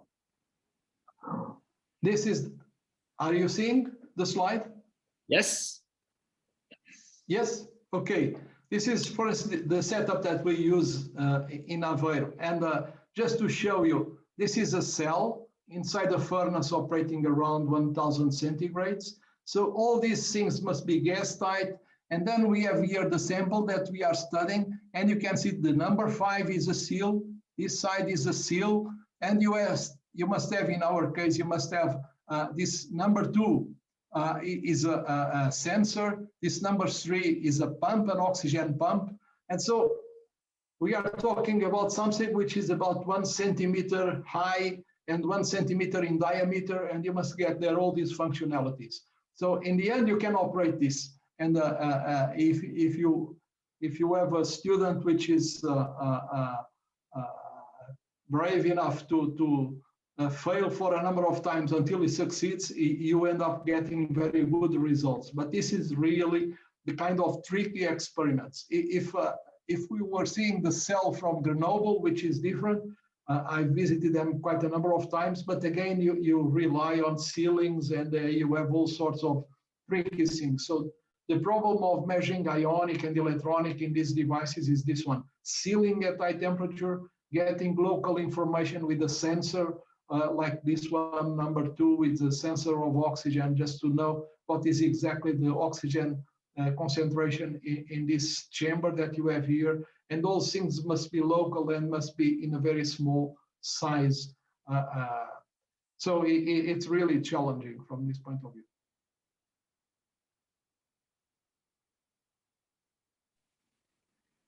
Perfect. Done. Very nice. And this is different also from the setup from Truls Norby. Okay. Okay, so it's our own design. Very nice, very nice. I saw also a message Professor from Fernando. Reginaldo. Yeah, Fabio. You just showed, I saw a you showed message like from the system with this Reginaldo. oxygen sensor Sorry? and the oxygen pump. What is the size of the oxygen pump? The oxygen sensor, I can understand and can be really small, but the pump? The pump is also very small. You just need a few centimeters. square millimeters. You just need a few square millimeters because it's a matter. You pump oxygen at low rate, but the volume of the chamber is also small. And so you start pumping oxygen and you just wait for a steady state condition. And when you reach a steady state condition, that means that the oxygen is going across the pump is exactly the same as the oxygen you have across your sample. So the current in the pump will be the permeability of your sample. Okay, so it's a matter of time, Right. but a few square millimeters is enough for this kind of experiment because the permeability of the system is usually low. So the currents you are dealing with are, you are talking about things in the order of milliamps per square centimeter or something like that. And you can easily drive that voltage in your pump. So the tricky thing is not that part of the device, is the sealing. And when you change the material, I don't know how many seals we had to develop, but it's really the tricky part. Okay. Thank you. Thank you, Professor. Okay. Let's go to coffee break. You have less than 15 minutes. Everyone could be back before 3 p.m. Okay? Okay. Okay, Professor, thank you very much. Continuing our afternoon session with a short course from Professor Jeffrey Miller. He'll talk about synchrotron techniques and absorption, X-ray absorption techniques to study catalysts. Professor Jeffrey Miller is currently at Purdue University, but he has worked a lot with oil companies, if I'm not wrong, right, Professor? And a lot in Argonne National Laboratory, synchrotron laboratory. So he has lots of experience in this in operando in situ measurements of catalysts. And it's an honor to have you here, Professor. And please, you can start. Well, thank you for the invitation. It's a pleasure to be here, and thank all the participants for coming back to the lecture. I know it's getting late in the day and you're kind of tired. Let me say, yes, I have industrial experience. I worked at a national lab. I'm now in a university. And while I do lots of X-ray absorption, I consider myself a user, somebody who wants to use the technique to solve problems. My own research group has always been about making nanomaterials or oxides or some sort of catalytic structure for thermal chemistry. But I do collaborate with a lot of people globally even. So this talk is an introduction to the technique. It's designed to the new user. So if you've been to the synchrotron maybe once or twice, maybe you're planning on going to the synchrotron, or you maybe just want to know something about the technique to find out what you could use it for. That's the sort of the level at which it is. If you're already an experienced user, I don't think you'll find a great deal of new information here, but this is really intended to show you what the technique can do in the positive sense of that, what's possible to learn, and then also what its limitations are. So let me get a pointer out. Okay, up here on the top left, this is the advanced photon source. This is, called a third generation. This is a fairly modern synchrotron, fairly high flux, high energies. Its focus is mainly on high energies. That means something above 5 keV, and we'll say what that really means. There's 75 experimental stations around the ring. And if you get beam time and go to one of these, you'll use one of the beam lines that's designed to do your kind of experiments. When you go into an experimental station. This is what a beam line looks like. This is actually set up to do experiments. Somewhere over here at the wall, the X-rays come in. There's a whole bunch of hardware here to make the measurements. You will set up your experiments. So there's a little cell here in the middle, and there's detectors all over. And this is how they give you the beam line, and you have to know how to set it up and how to do the experiments. They just give you the photons. So we're going to sort of cover some of the basics on how to set up and do the experiment right. Because they only give you photons, you do have to make your own equipment. So down here in the lower left is a picture of a cell. This big square is an aluminum block heater. There's cartridge heaters. And inside you'll see that little bitty thing. We send the beam right through here, right through the middle of our sample. And we turn the temperatures on, the gases on, and we do the chemistry, and we make the measurements while we're actually doing the chemistry. A typical spectrum, this is one that you might get. This is one at the palladium edge, and you can do almost all metals. And you'll get something that rises quickly, and then it has a bunch of wiggles in it. And the edge tells you something, and we'll go into more detail about that. You can learn things about oxidation states, for instance. And all of these little wiggles beyond the edge tell you something about the local structure. And unlike diffraction, which is a long-range order, X-ray absorption is maybe one, maybe two atoms away from the atom that you're tuned to, and we'll cover that. As you begin to learn more, this is a standard kind of analysis, the local geometry and the oxidation state. And as you get more and more advanced and experienced, you can actually start to measure what kind of molecules are at the surface. And I'm even working on a technique to measure the energy of the d electrons at the valence level that actually do the chemistry. But that's a really advanced sort of thing that we won't talk about today. So the objectives for the talk are just sort of an overview of where you go, what you do, and what kinds of information you get. We'll look at how you set up the experiments, what kinds of cells, are possible. I like to say if you can do something in the lab, we can probably design a cell to do that exact same thing on the beamline under your reaction conditions. We'll sort of look at a preliminary thing of what you do to get the data out of the experiments. You just saw a spectra. That's just an edge with a bunch of oscillations, but you really have to quantitatively fit it. We can't cover all that today. I teach about an 8-hour class.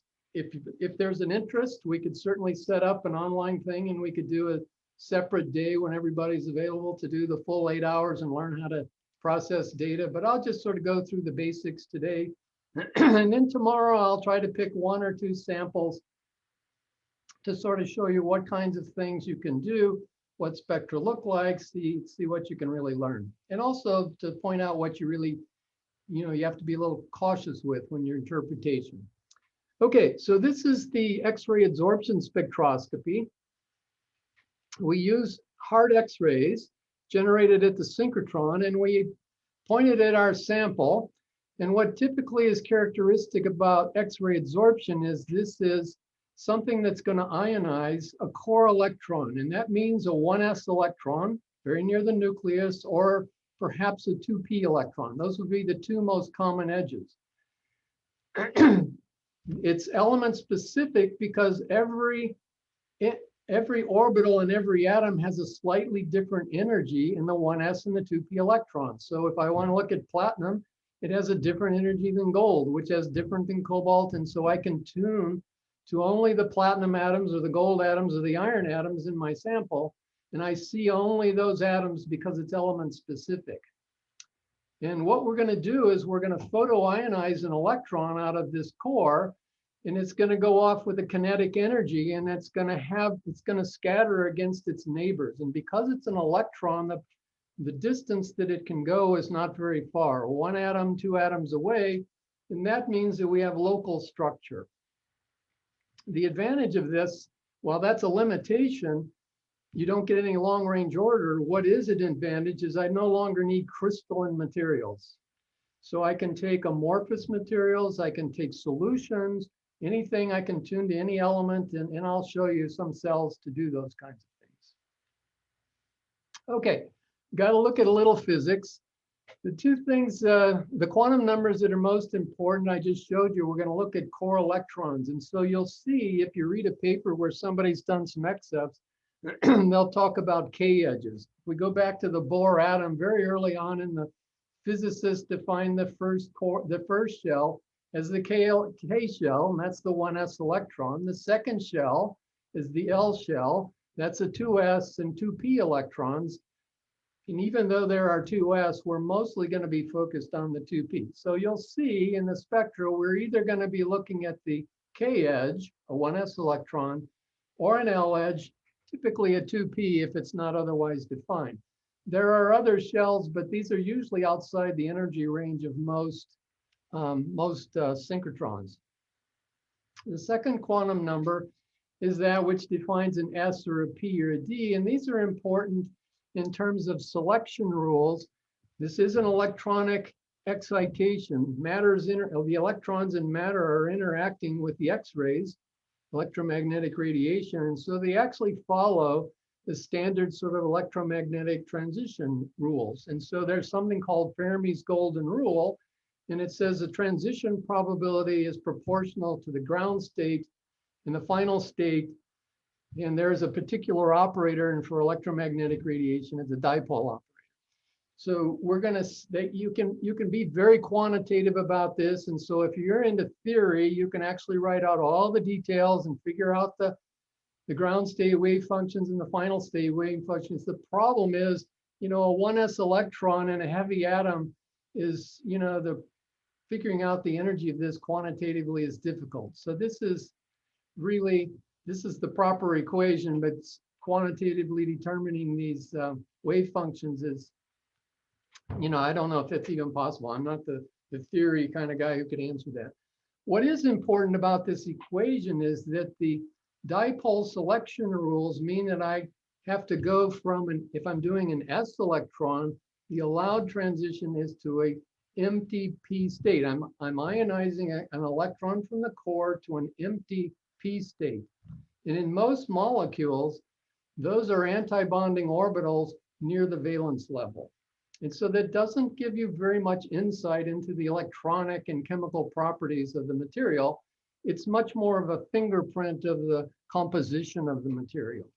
On the other hand, when we go to the L edges, where we're ionizing p electrons, we can actually do transitions to d orbitals. And for chemistry, a lot of the chemistry is determined by the energy and all the details about the d orbitals. So this actually allows you at the edge to get something about chemistry. Whenever you form a bond, whether it's with another metal or an oxide or a sulfur or even an adsorbing molecule, the d orbitals change, and so you'll see changes in the edges reflective of that chemistry. And so this is, I do a lot of things that the elements that do final states are the d orbitals. There are also in a few the 3D transition metals. So we're talking about things like chromium and manganese and iron and nickel and that sort of thing. These also have very small transitions called forbidden transitions where the quantum number is changed by 2. And those are, although they're tiny, and we'll look at one here in a minute, those are tiny, those allow you to identify the oxidation state much better than looking at the edge, which is what's most often done. Okay, so let's look at a spectra. This is what a typical spectra is. So on the left here, we have an atom that we're going to excite, this blue atom. So we bring in our energy that's tuned to the blue atom. And here's the spectra here for cobalt oxide. This is a reference crystalline material, cobalt 2 oxide. So if this blue atom were cobalt, I would come in with a photon near about 7.7 keV, which is the edge energy. And you can look those up in tables, they're all well known. When I'm below the edge energy, the photons go through, they don't interact, nothing happens. Photons in and photons out. As we get right up to about the amount of energy it takes to ionize the electron, the first thing that happens is we get a sudden absorption of photons, and so our absorbance goes up. And near this absorption edge, we excite the electron into a bound state. In the case of a cobalt 1s electron, it goes into an empty p state. Now, if I keep increasing the energy of the photon, what happens is I ionize the electron and it goes off with a kinetic energy. And if you're familiar with photoelectron spectroscopy, it's the same thing. The energy of that photoelectron is given by the energy of the photon minus the amount of energy it takes to ionize it, or the binding energy. So there's a kinetic energy associated with the escaping electron, and that goes off as a wave. The electron has kinetic energy, and that can be reflected in a wavelength. Now that wavelength travels out from the atom to the neighboring atoms, and these neighboring atoms can be different or the same. In the case of cobalt oxide, it would be an oxygen atom. It interacts with the electrons, and so this is a little different. While we're going to determine structural differences and bond distances, we're not going to be doing nuclear scattering. We're going to be doing scattering from the electrons to the electrons of the neighbors. So there's a small difference that you have to correct for. But anyway, the electron goes out. It's actually absorbed by the neighboring atom and re-scattered back. So it's backscattered. And this sets up an interference. And the interference is determined by several things. One is the distance between the atoms. The second is the numbering of atoms. The third is the type of atoms. And of course, the other is the kinetic energy or the wavelength of the photoelectron. And so at some energies, you get a positive reinforcement, constructive interference, and the peaks get bigger. And in other energies, the peaks get smaller. And so you set up this scattering pattern behind the absorption edge. And this leading edge, the edge is called XANES, X-ray absorption near edge spectra. Once you ionize, it's called XFs, extended X-ray absorption fine structure. And so all these little oscillations are the fine structure in the absorption edge. Now, the way I like to describe it in the simplest terms is if I take a rock and I throw it in a pond, it makes a splash and it comes out with circles. So if I have just a single rock and I throw it in the water, I get circles. So that's our scattering photoelectron. If I throw two rocks in the water, I get two circles. And where they overlap, I start to get this interference. If I throw a whole handful of rocks, I get a very complicated pattern, and I get interference from every scattering atom. And that's what we see here. This is the scattering of all atoms in the sample at all distances and all kinds of atoms. And just like when I throw rocks into a pond, I can see all the scattering and all the ripples and all the interference, but it's hard for me to interpret that in terms of the geometry, but it is definitely related to the geometry. How big are the rocks? How far apart are they? How many are they? All of the interference pattern is determined by the structure. And so we're going to actually isolate this part of the spectrum to understand the structure. And we're going to look at this part of it to understand the electronic transitions and all the electronic properties like oxidation states and some other things, coordination geometries. So there's two parts of the spectrum, the edge and the scattering, and we treat them differently and independently. But this is the kind of information content from a typical sort of direct analysis.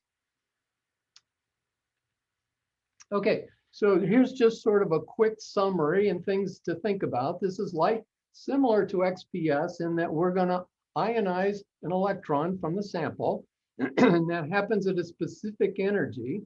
We're going to be looking at core electrons, whereas X-ray photoelectron spectroscopy is typically done at low energies near the valence level. So we need high energy photons, and that necessarily means we have to go to a synchrotron.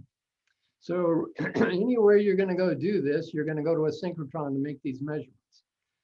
The next thing is each of the energies that we're going to excite is unique so that the measurements are element specific. So we heard in this last electrochemical thing, there were strontium and gallium and manganese and cobalt and all kinds of atoms. We can actually tune that to one and only one atom in that sample and see what its local structure is and how it changes under different kinds of conditions. Because we're using hard X-rays, we measure all atoms in the sample, and that's kind of a good news, bad news kind of thing. If all the atoms are the same, then the measurement that we make is great. It's characteristic of our sample. If all the atoms are not the same, then we get an average, and it's difficult to know what the real structure is. So for instance, if instead of cobalt oxide, I take cobalt 3O4, a different cobalt oxide, there are actually 50% of the atoms have 4 coordination, 50% have 6 coordination or octahedral coordination.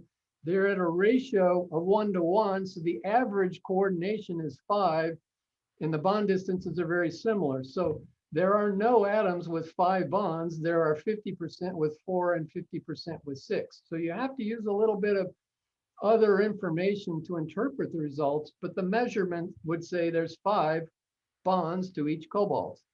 No, there's 5 average bonds to each cobalt. Some have 4, some have 6, okay?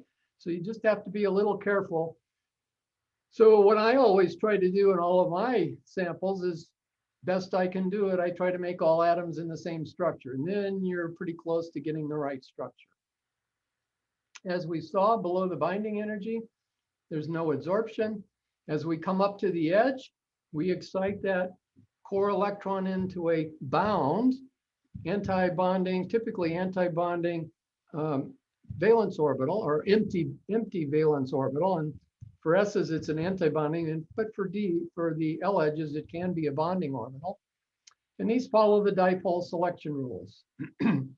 When we increase the energy, more than the binding energy, we get into the scattering range. This is XFs. It's a scattering of the electron, and we'll show why that's important. And it's also a local structure, and it's so you don't need long range structure. You don't need crystalline materials. And sometimes that's in, you can also do very small crystalline materials, which you can't do by diffraction sometimes. So there's opportunities for different analysis with the excess and diffraction. Okay, this is sort of the standard setup anywhere for the measurements. Photons come from somewhere, from the synchrotron. We shoot them through something that counts them. This is an adsorbance measurement. In standard adsorbance definition, the Beers-Lambert law, let's do that first. The adsorbance is determined by the adsorption coefficient. There's a characteristic tendency to absorb the photons, times the path length. That means the longer the path length, the more atoms in the sample in the beam, it absorbs more photons. And of course, the concentration, the more atoms in the sample, the more it absorbs. So we count the photons before the sample and out after the sample. And the adsorbance is a definition where we measure the log of the incoming photons to the transmitted or outgoing photons. So we have to measure the photons here before the sample. We run our sample and then we measure the photons out. Now to get that right, we actually have to set up our detectors to measure the number of photons we have.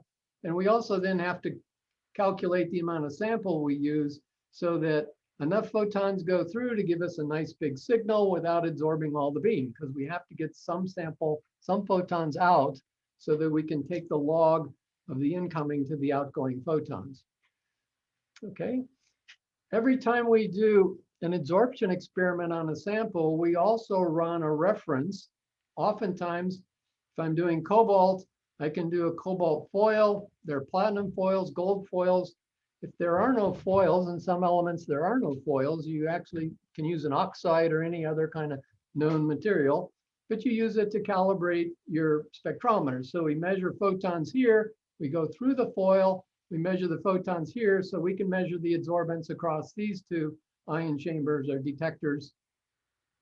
And we can get a standard spectra for a known compound, which has a feature in it that the precise energy is known, and that's how we use an internal calibration. Okay, if for some reason your sample is too thick, either the concentration is too high, the density of the material is too high. So a couple examples, cerium oxide is a very highly dense material. It doesn't take much cerium oxide to absorb the whole beam, and now you can't measure anything out. But you might want to know something that's on a cerium support or something about cerium itself. We can actually put this sample on an angle, hit the surface, and we can look 90 degrees or any other angle, and we can measure the sample in fluorescence. And the adsorbance has a slightly different definition, which is given down here below. We look at the fluorescent signal to the incoming signal. So just to repeat, it's element specific, it measures all samples.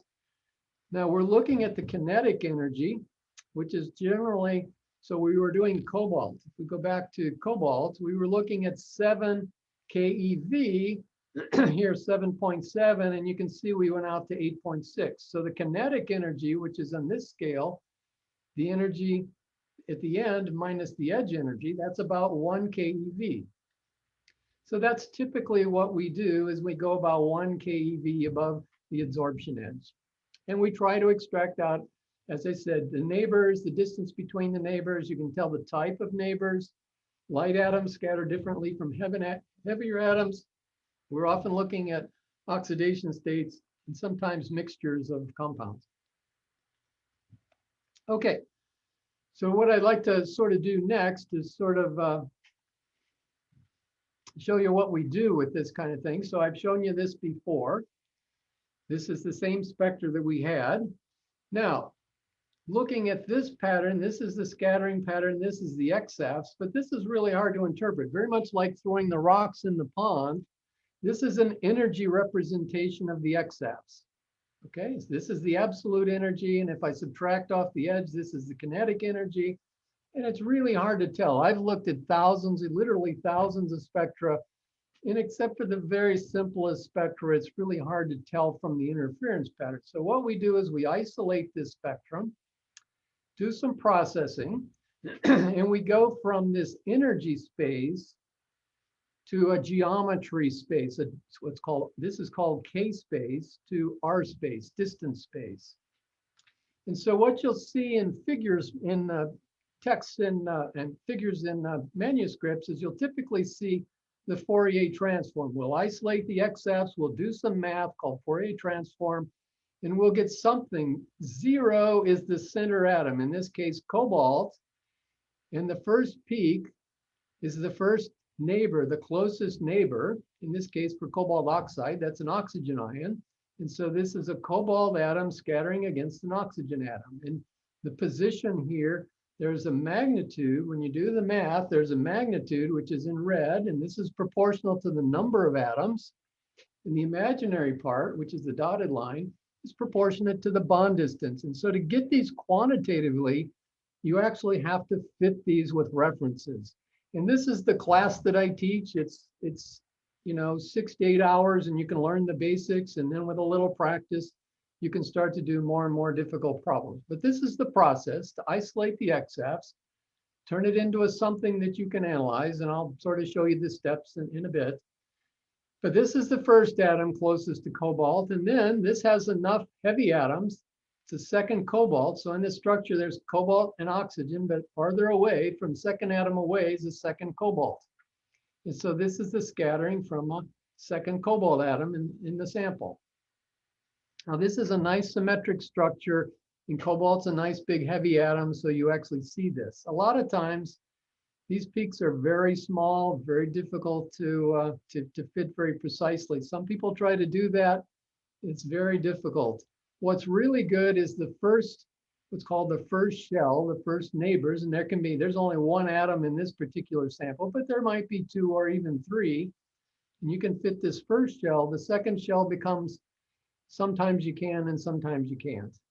So you have to be a little cautious. This is sort of a blow up of the Zanes region. Most of this you can think of as just a fingerprint. So if I know the fingerprint of cobalt oxide, and I have in my sample 2 or 3 compounds, and I know all the references, I can look at the fingerprint and say, oh, this is cobalt oxide, or oh, this is cobalt metal, or oh, this is something else. But I have to have references so I know what it looks like. So the easiest way to think about it is this is just a fingerprint. Each one of these shoulders and bumps actually is an electronic transition. And if you have a really good theory person who can calculate all that, you can actually try to fit all the electronic things. I don't know many software and people who are doing that really well, but I think, in the coming years, that will certainly be something that people get better and better and better at. If you're looking at a 3D element like cobalt, you see this tiny little thing here.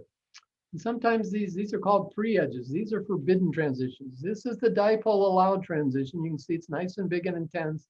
This is the dipole forbidden. When you first do this, you look at that and you say, well, that's just a burp. That's not real. I don't know if I can believe it. But it turns out that if you carefully measure it and calibrate your spectra, you can actually measure and determine the oxidation state. And so we're looking at some 7,000, almost 8,000 electron volts. This difference between cobalt 2, cobalt 3 is like a half an electron volt. So it's a very small change on a very small signal. It's kind of broad, so there's some error in that. But if you can precisely do that, you can actually determine under the reaction conditions, you can then change your gases or electrical current in your guys' case. You can see if there's a change in the oxidation state. But to do this, you really have to have these pure references. But for oxides, many of those things are known. If you're making these mixed metal oxides, well, you have to have pure standards. But that's the opportunity to figure out the oxidation state and the fractional compositions. Okay, every synchrotron is designed to do certain things. The advanced photon source where I do experiments is really a high energy, high flux beamline. It was built in the mid-1990s. It's going to be renovated in the 2022 maybe, depending on how the pandemic affects that. But because it's designed for high energies, it's typically useful for heavy atoms. So we do a lot of gold, We're almost 12 keV. Platinum is another one we do a lot, and often a catalytic metal, 11 keV. Palladium, 24 keV. And if you wanted to do L edges of palladium, where the chemistry is, it's 3 keV. This is actually kind of pushing the limits of the advanced photon source. It's a very difficult, low energies are very difficult at this beamline and in general. So this is, I've done this once or twice, but it's a really difficult experiment. Doing the K edge where it's a really high energy, boy, it goes through everything. You can really do some nice things at these high energies for the 4Ds.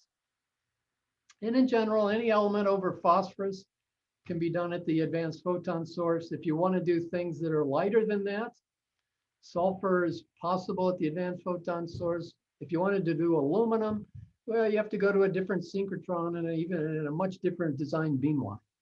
Okay, but in general, almost every element, metal element for sure, is possible.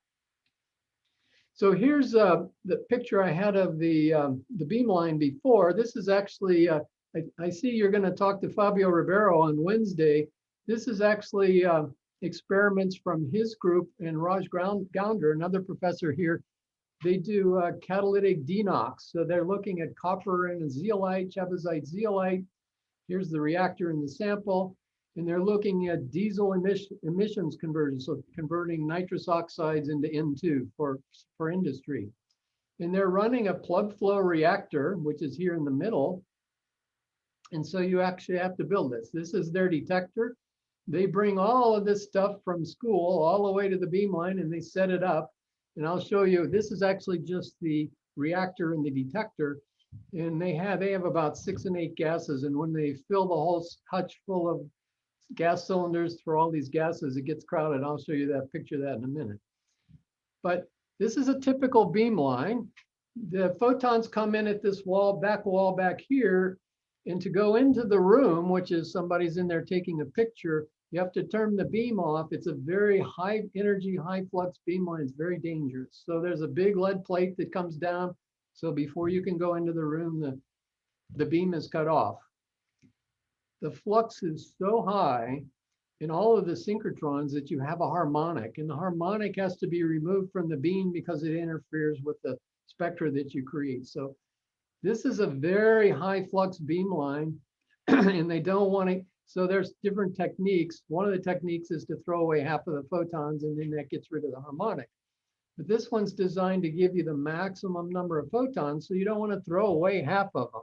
So this is a mirror that's tilted at a critical angle to let the main beam go through and reject harmonics. So every beamline has some sort of harmonic rejection capability. And then you have slits and things to shape the beam and make it the size you want. And then you go into your first detector. This is generally a thing that's full of gas. There are electrical plates in there and you put a voltage across the plates.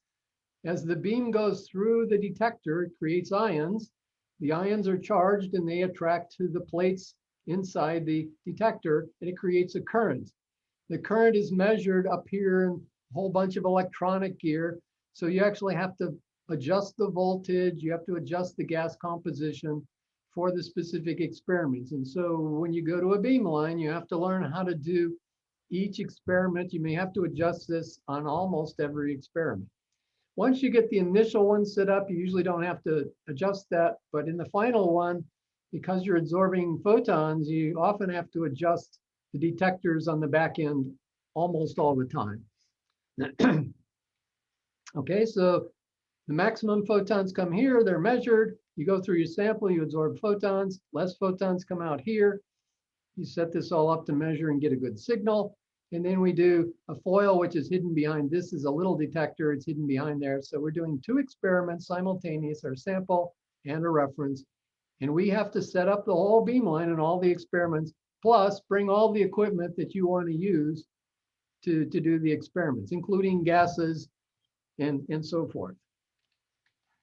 Okay, so let's look at a couple different types of beamlines. This is an insertion device beamline.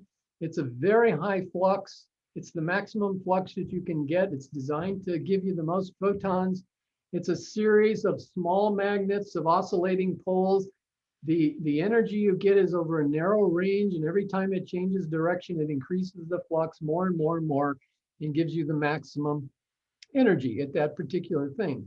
It's a fantastic beamline once it's set up and operating. The difficulty is that for every energy that you want to do, you actually have to go in and adjust the insertion device. Now, they're very expensive and they're very, you don't want to be crashing the two sides of the thing together. So oftentimes the user is not allowed to actually change the edges. So the beamline scientists will do that for you. So this means that maybe you get to do one edge a day. So you need about 24 hours of experiments. And these are so powerful, you can take spectra every, we actually take every 2 minutes on the insertion device. So you can run a lot of samples. But the beamline scientist doesn't want to come back in the middle of the night to set this up because they're working all the time. They'd never get any sleep. The next most common at every beamline, there's bending magnets. And so, we're talking about synchrotrons. You saw a picture of the synchrotron on the first thing. They're circular. The electrons are circulating or near the speed of light around a circle. The curvature is made from these bending magnets. And so every time the electron goes through the magnetic field, it gives off energy. And because this is such a long path, it gives off all the energies at once, but with lower flux. So you use the monochromator to select out the energy that you want. The beauty of this is there's nothing to adjust. It's a fixed magnet. All you have to do is pick the monochromator, and it's pretty easy. Today, you can go and you can hit it. You pull up a periodic table and you punch a button and says, oh, I want to do iron. And then you want to do platinum, you punch iron on the platinum on the periodic table. There's a little calibration and other things involved, but it's pretty easy. So here you can get really great spectra. Not as great up here. These are for super difficult, but down here you can do 10 measurements. Oh, I'm done. I can switch edges really easily and I can move on and do lots of edges. So we often do that. If you happen to be interested in sort of this mid-energy range, things like sulfur and phosphorus and platinum, palladium L3, these are called mid-energies. There's not many of these at the advanced photon source. This is usually a different design synchrotron. So you can look at what's capable for different beamlines. The best way to find out is to ask somebody at the synchrotron. They're always very helpful. The beamline scientists want you to come and do experiments, interesting experiments, talk to them, ask them if these experiments you can do are possible. And as I mentioned, if you want to go to lower than 1 keV, and you can even go down to, doing carbon, oxygen, and nitrogen, those are in the hundreds of EV. You have to go to a very different synchrotron. Now, because the photons and the electrons are absorbed, they're very low energy, you almost have to do these in vacuum. Okay, so there's different kinds of beamlines. If you're doing metals, you can get to an insertion device if it's difficult, or you can get into a bending magnet, which is also highly capable these days. Okay, so I really like to do experiments under reaction conditions. We're all doing some sort of chemistry, whether you're doing separations or whether you're doing chemical reactions. Those materials have specific structures which are functional, and then under other conditions they're not. So I like to go to the reaction conditions and do the measurements under the reaction conditions. So we have to build our own cells and bring them to the beamline. So this is, when I first started this, I went to a synchrotron. It took an hour to take a spectrum, took about 8 hours to take a full range of data so that it would good signal to noise. So it wasn't a real stretch to every 8 hours you were running a sample. Today, the spectra take 2 minutes and the signal to noise is perfect. So, you really need to run a whole bunch of samples. So we've created this multi-sample holder. It has 6 in it. We can treat 6 at a time. It takes about 30 to 45 minutes. And then it takes, by the time we set up the sample and figure out all the positions and shoot the beam through each hole, we can actually measure. It takes about 45 minutes. So we have something in the lab that's being treated. We'll move it to the beamline. We'll take the data. We'll start treating more. And so we just keep going. And so today, We typically, instead of one sample every 8 hours, we'll get 200 to 300 samples every 2 days, depending on the kind of experiments we're doing. This is sort of our standard experiment in transmission. The photons come in, there's a window on the back side of this fitting. We go through the sample and there's another fitting. Now we have gases, we have furnaces. We'll treat them at whatever temperature, whatever gas we think we want to do. We'll heat them up, cool them down, do it in the lab often. Now, it's just as easy to set the furnace up on the beam line and do it at high temperature. So we can in fact do that.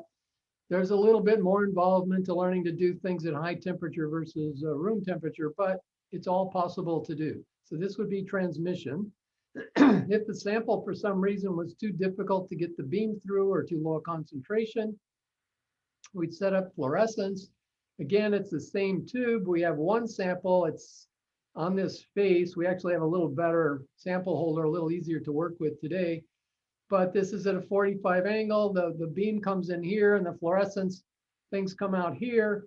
And we'll have a detector when it's all set up, a detector at the end of the cone where we can actually measure the spectra as we're going along. So we can do transmission or fluorescence. But here, you have to do one at a time. Here you can do 6 at a time. So this is a little slower.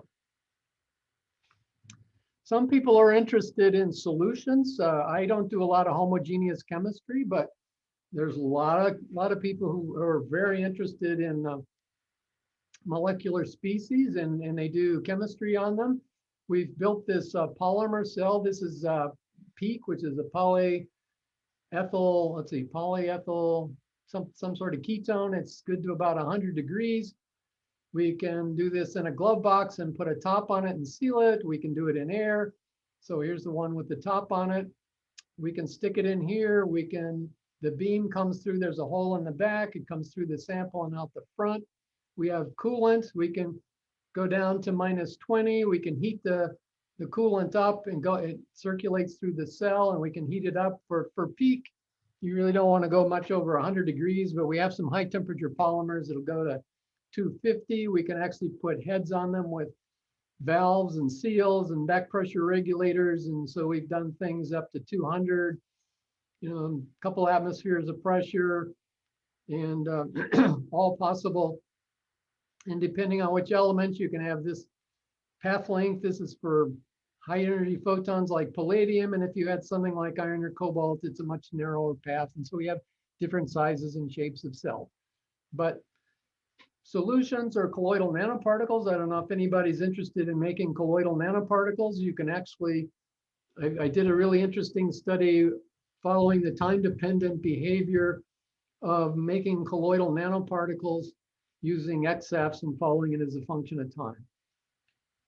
Certainly possible to do.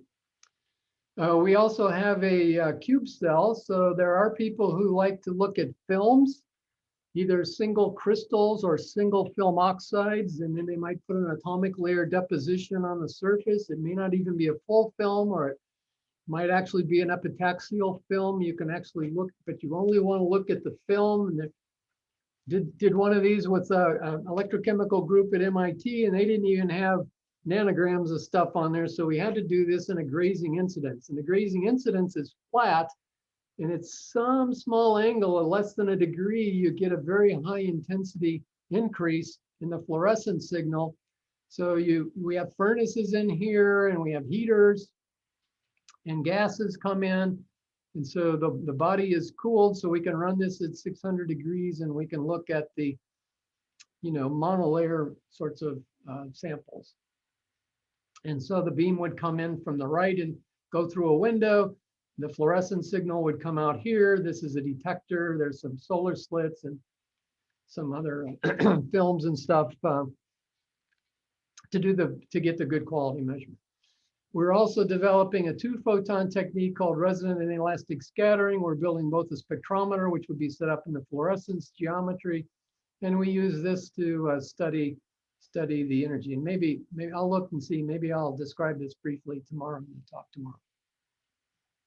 So here's actually the same picture of the same beamline where Fabio and Raj are looking at the catalytic denox. Here was the beam line. This is the mirror, the detectors, the sample, and the other detector. And here's their detector, and you can see the controllers and all the gases. And sometimes it gets so busy you can hardly get in there to turn things on, but that's what we do. And I'll repeat, if you think you can do an experiment in the lab, we can certainly try to set up a cell and the experiments to do the same experiment on the beamline. We just have to know what you want to do. Okay, so I showed a small picture of the DeNOx cell. This is a plug flow reactor. We have several versions. This is an aluminum block. There are two halves, so it fits together. And inside there's an electrical heater, cartridge heater. And then the gases are connected through O-ring fittings here. There's a thermocouple. This little dark streak here is a thermocouple, and here's the catalyst. And this was made long enough so that we could actually see what happens at the top of the reactor and at the bottom. And sometimes they are different. The particular person who wanted to do the quartz tubes, he wanted to treat the samples at 900 degrees, but do the analysis at 50 to 150 degrees. So I actually have us to go to 900 degrees. These aluminum blocks are good to about 400 before it starts to melt. So I have some electrical furnaces like those bigger ones that can go up to 1,000 degrees, but they're really small. And so we treated the sample, and they have holes in the walls so that you can get the beam through it. But you can do 900 degrees. So we built the cells and we bought the furnaces, and you can make anything work if you're willing to put in the effort. The quartz is quite highly adsorbing. So this is a copper catalyst. Sometimes the concentrations aren't high, so we don't get great signals. So we went to and found from a company in Germany, these are carbon, glassy carbon, and they're 10 millimeters. And you can make the internal diameter different thicknesses for different, so you want it small for copper and you want it large for palladium, for instance. And again, you can go through the, the slits in the furnace, and then you can put your catalyst in here and you can go right through there. This really improved our data quality because now we're getting more photons out to measure the spectrum better. So we do this a lot, and it turns out to be really nice. Here's our low temperature electrochemistry cell. I did this with a couple students from Shannon Stahl. I don't know if you all know Shannon Stahl from Wisconsin. He does electrochemistry. These were actually nickel iron perovskites. And we were trying to do both the nickel and the iron simultaneously. And he was turning water into, I think this particular experiment was the hydrogen evolution instead of the oxygen evolution, but you can do both for sure. You can see from the top, this is just 3 polymer layers. We have these little black gasket fittings. There's 3 electrodes, your anode, cathode, and your reference. You fill it full of solution. And the electrode is actually a graphite sheet. So it's nice and transparent to the X-ray beams. And then you paint on the catalyst on the backside. And we do this in fluorescent mode. So the beam comes in from the bottom here, hits the face, and then we take it off the front face. The reason we do that, because as you're running your experiment, so you change the voltage and sometimes nothing's happening, sometimes a little's happening, sometimes a lot's happening. But we're measuring the adsorbance. We're measuring the amount of photons coming out the back. When it goes through the solvent, it absorbs so many photons, and when it goes through the gas, it absorbs less. So if you go through in transmission, what happens, your spectras, and then all of a sudden you have a big spike because you hit a bubble. If you go fluorescence on the back, you don't have any of that problem, and you get a nice, beautiful spectra. So it took us a while to learn how to do that. This is a fluorescence detector. It actually has four channels and gives you 4 different spectra at the same time. So it's really nice. We are working on some with the National Energy Renewable Lab. We're working on an in situ kind of electrochemical cell where it's not exposed to air. They don't use water. So, specialty thing, we have to have airtight. If you don't want exposure to air or water, you have to take it in the glove box. We actually have glove box at our beamline to try to deal with all the special needs that come up. Okay, that's sort of the kind of range of things that we currently can do. And I'm always happy to make new cells and do new things. So let's talk a little bit about data reduction. And so there's the ZANES is actually pretty easy. The ZANES is a fingerprint. And the composition of your material is determined by the kinds of compositions and the fraction that's there. So if you know all of the reference compounds, if I have 2 or 3 samples, and I know what the pure phase is, I can take an average, a spectra that takes average, and then I can just do a linear combination and I can get fixed fit. And depending, two is certainly doable, 3 becomes possible, 4 is too many degrees of uncertainty. So 2 or 3 phases is certainly possible to do. The ZANES is an electronic transition, which I mentioned. And if you have good theory people, you can start to try to be quantitative about all the little bumps and shapes. It's quite good at determining oxidation states, but again, you have to have some references. It depends on the local structure, the types of bonds. You know, the oxygen bonds are different from sulfur, different from chlorine, different from everything else. This changes the electronic configuration of the atom, and that's what you're measuring. But it's generally, it's a fairly straightforward kind of analysis. The XFs is quite a bit more complicated. You have to fit it with references. There are 2 kinds of references. There's experimental references. So I showed you a cobalt oxide. The cobalt oxide has 6 oxygens. They're all the same distance. It's perfect symmetry. I can extract out that cobalt oxygen bond and I can create the phase and amplitude functions for fitting. That's great. A lot of times there aren't references. So you have to go to theoretical references. So you not only have to learn how to do the experiments and do the analysis, but you also have to learn how to do the modeling and the references. So the fitting can be kind of complicated. So a lot of times when people are just starting out, work with somebody who knows how to do all these things. They can show you all the steps. That's what I do with the people that I collaborate with. I try to help them. And then if they do this enough, they want to become independent, great. They'll call me when they have a problem, or they'll want me to check to see that they did it right. We can, or my students can fit spectra that you have. I do all 3 sort of things with my collaborators. This is an interference pattern. It determines the scattering neighbors. And one thing that's important is scattering is proportional to the number of electrons. So let's suppose that I wanted to look at a ruthenium sample that had sulfur neighbors. I can't find an experimental reference. It has to have one kind of atom in the coordination sphere in your reference, all at the same bond distances. And sulfides are notorious for non-stoichiometric and different bond distances. So while you can get a ruthenium sulfide, you really can't get a ruthenium sulfide with perfect symmetry in all the bond distances. However, ruthenium is only 2 electrons different from palladium, and sulfur is only 1 difference from chlorine. So because scattering is proportional to electrons, I can actually buy a palladium chloride. There's a palladium 2 + 2 ion, which has 4 chlorine bonds, or I can buy a palladium 4 ion with 6 chloride bonds, all perfect symmetry, and I could get a reference for palladium chloride, which will fit perfectly for ruthenium sulfur. And when you learn how to do the theoretical modeling, you can prove to yourself that ruthenium sulfur and palladium chloride scattering is exactly the same.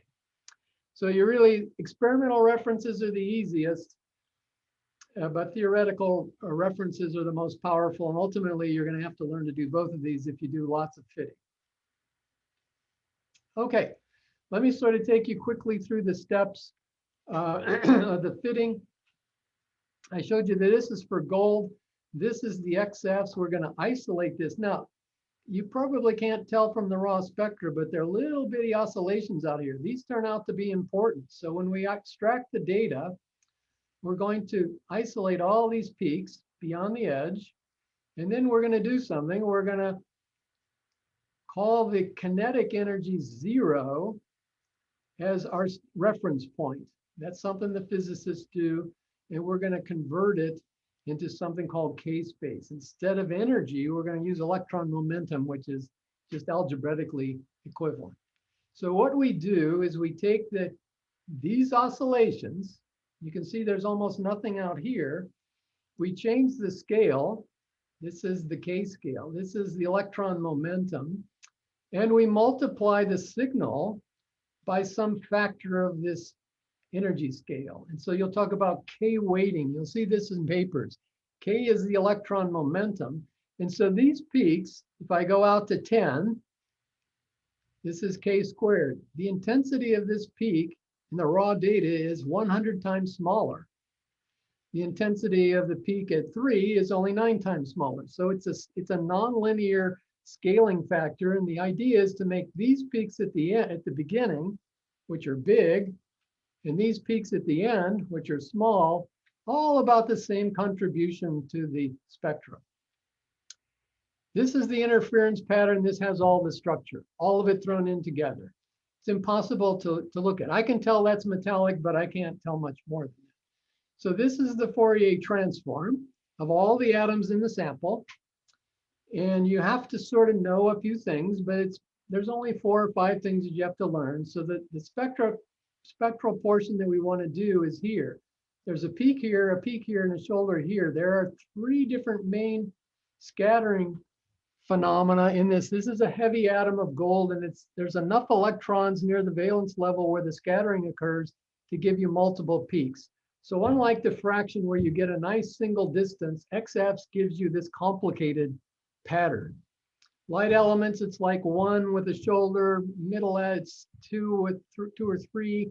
This has anywhere from 3 to even 5 if you want to do it. So you do have to learn a little bit about what each spectrum looks, but there are only about 5 different important patterns. What we do is we fit the pattern with these references that we make either from experiment or theory. You can fit it in what's called K space, or you can fit it in R space.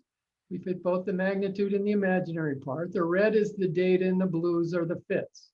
You can see this is pretty reasonable. And what comes out of it is the average number of neighbors and a bond distance for those average. And this is a small gold nanoparticle. And by doing lots of other experiments, from this spectra, I can tell that this is something about 4 to 5 nanometers. And you might say, well, why would you bother with doing all this XFs? Why don't I just go to the beamline? Well, this turns out that, this can be on Syria where you can't even see the atoms in an electron microscope. So just simple nanoparticles and particle size is not something that I often do, but it's one of the things you can learn. So I'll just repeat, if you're interested in learning how to do all the fitting, it takes about 8 hours to get familiar with all of the things that you have to do. And then you're to the point where you can actually start to fit some of your own data. It's not super difficult. So let me finish up. I like to look at catalyst synthesis, kinetics mechanisms, and I look at the structures and the time dependence of each thing. Because with the synchrotrons, you can now take spectra every 10 seconds. You can do time dependence. Mostly I look at the structures of active sites, how many bonds, what are the bond distance, how does it change under different environments, steady state structures. We can do solid solutions from -20 to 1,000, low pressure to high pressure. All of those are certainly possible. And one time or another, we've done all those things. The higher flux, the current beam times now allow you to do very fast measurements. So you can do all these kinetic transformations. Some beam lines will do 1/10 of a second. Sometimes it's a little noisy, but 10 seconds is not unreasonable. I don't really like to do super fast kinetics. 10 seconds is enough. I'd rather have higher signal to noise and get better signal resolution on the very small peaks at high K in the XFs. That's kind of my thing. There are new detectors and analysis. I'm working on developing what's called resonant inelastic scattering. This gives me energy of the valence orbitals, which controls a lot of the chemistry, which is what I care about and the things that I do. Okay, so that's just about on time, and I'll stop there and be happy to answer any questions. Hello, thank you, Professor Jeffrey. It was very, very nice and clarifying introduction. We are looking forward for the class tomorrow. So we are open for questions. And students, don't be bashful. There's no bad question. Please, yes.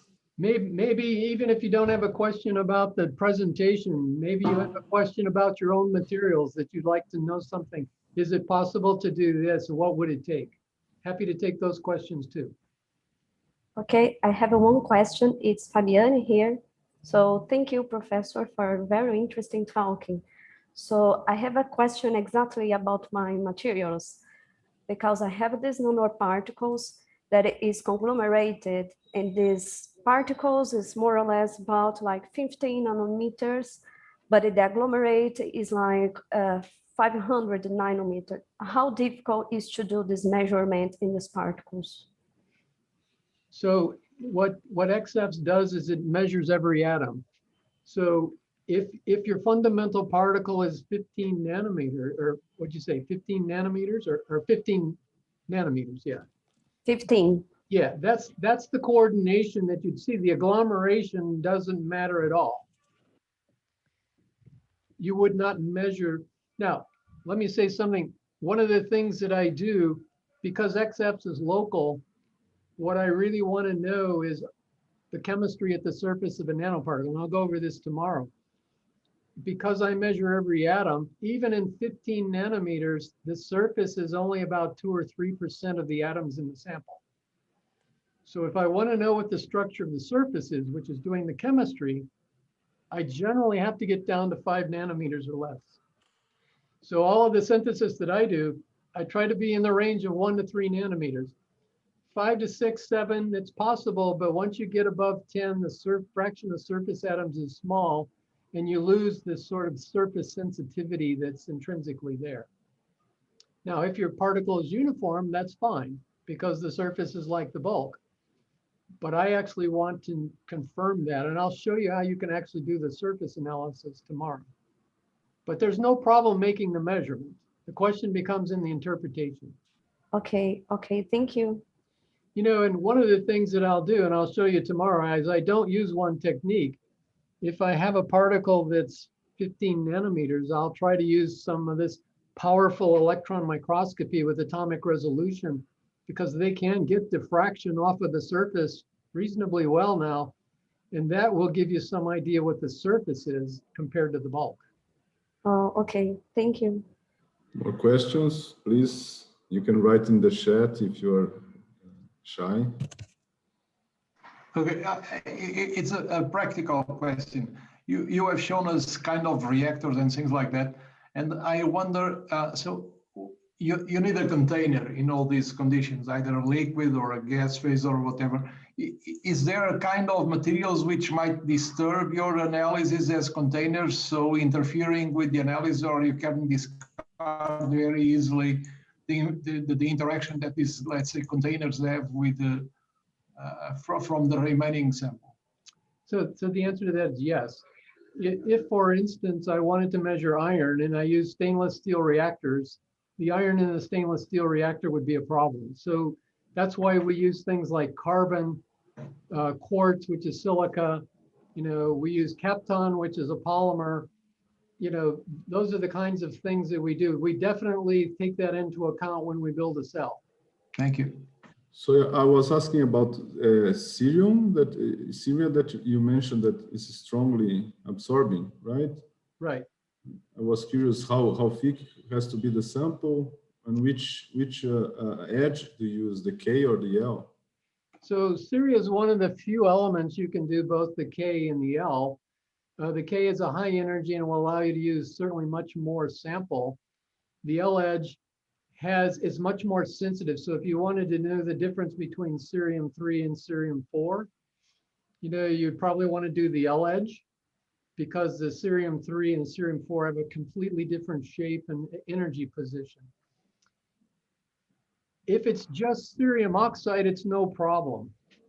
If you're going to put 1 or 2% something on the cerium oxide, you can put so little cerium oxide that let's say I have people who want to do copper on cerium oxide a lot. It's an interesting catalyst for a lot of reactions. Okay, so I put so little cerium and they only have 1% copper. By the time I actually look at how much copper is on there, there's almost none. Now, the answer to that is do it in fluorescence. If you're doing the copper edge, you can do cerium and transmission at the cerium edge. Okay. And that's what we have to do. All right. Good. Thank you. More questions, please, students? So maybe I'll ask the students a question. Yeah, that's a good How one. many of the students have been to the a synchrotron? So use the raise hand function in the participants thing, and I'd like to know how many people are either been or would like to go to a synchrotron to do some measurements. So you can raise the hands or not. Yeah, I will raise my hand. So current, okay, now we're getting more people. Okay, that's good. So I have found that if you design the so usually when people ask me, can we go do an experiment? Usually the first question I ask is not what's the material, but what do you want to learn? You know, it's not perfect for answering all questions on all materials. So you have to figure out what you're going to try to learn, and then we'll talk about the material and some of these requirements about how do we measure it. Was that a question? Somebody? Jeffrey, thank you very much for your presentation. You're welcome. Thanks for the invitation. Yeah, thank you very much. Well, well, looking at those single atom catalysts, how much information can we get from those techniques? So I actually I've worked with a group in Czechoslovakia about doing single atoms of ruthenium and cobalt on carbon with nitrogen, right? That's kind of a hot topic these days. And also Yogi at MIT. So what you do is you tune to the ruthenium or the cobalt or the iron, and what you see are the neighbors. And so you count how many neighbors at what bond distance.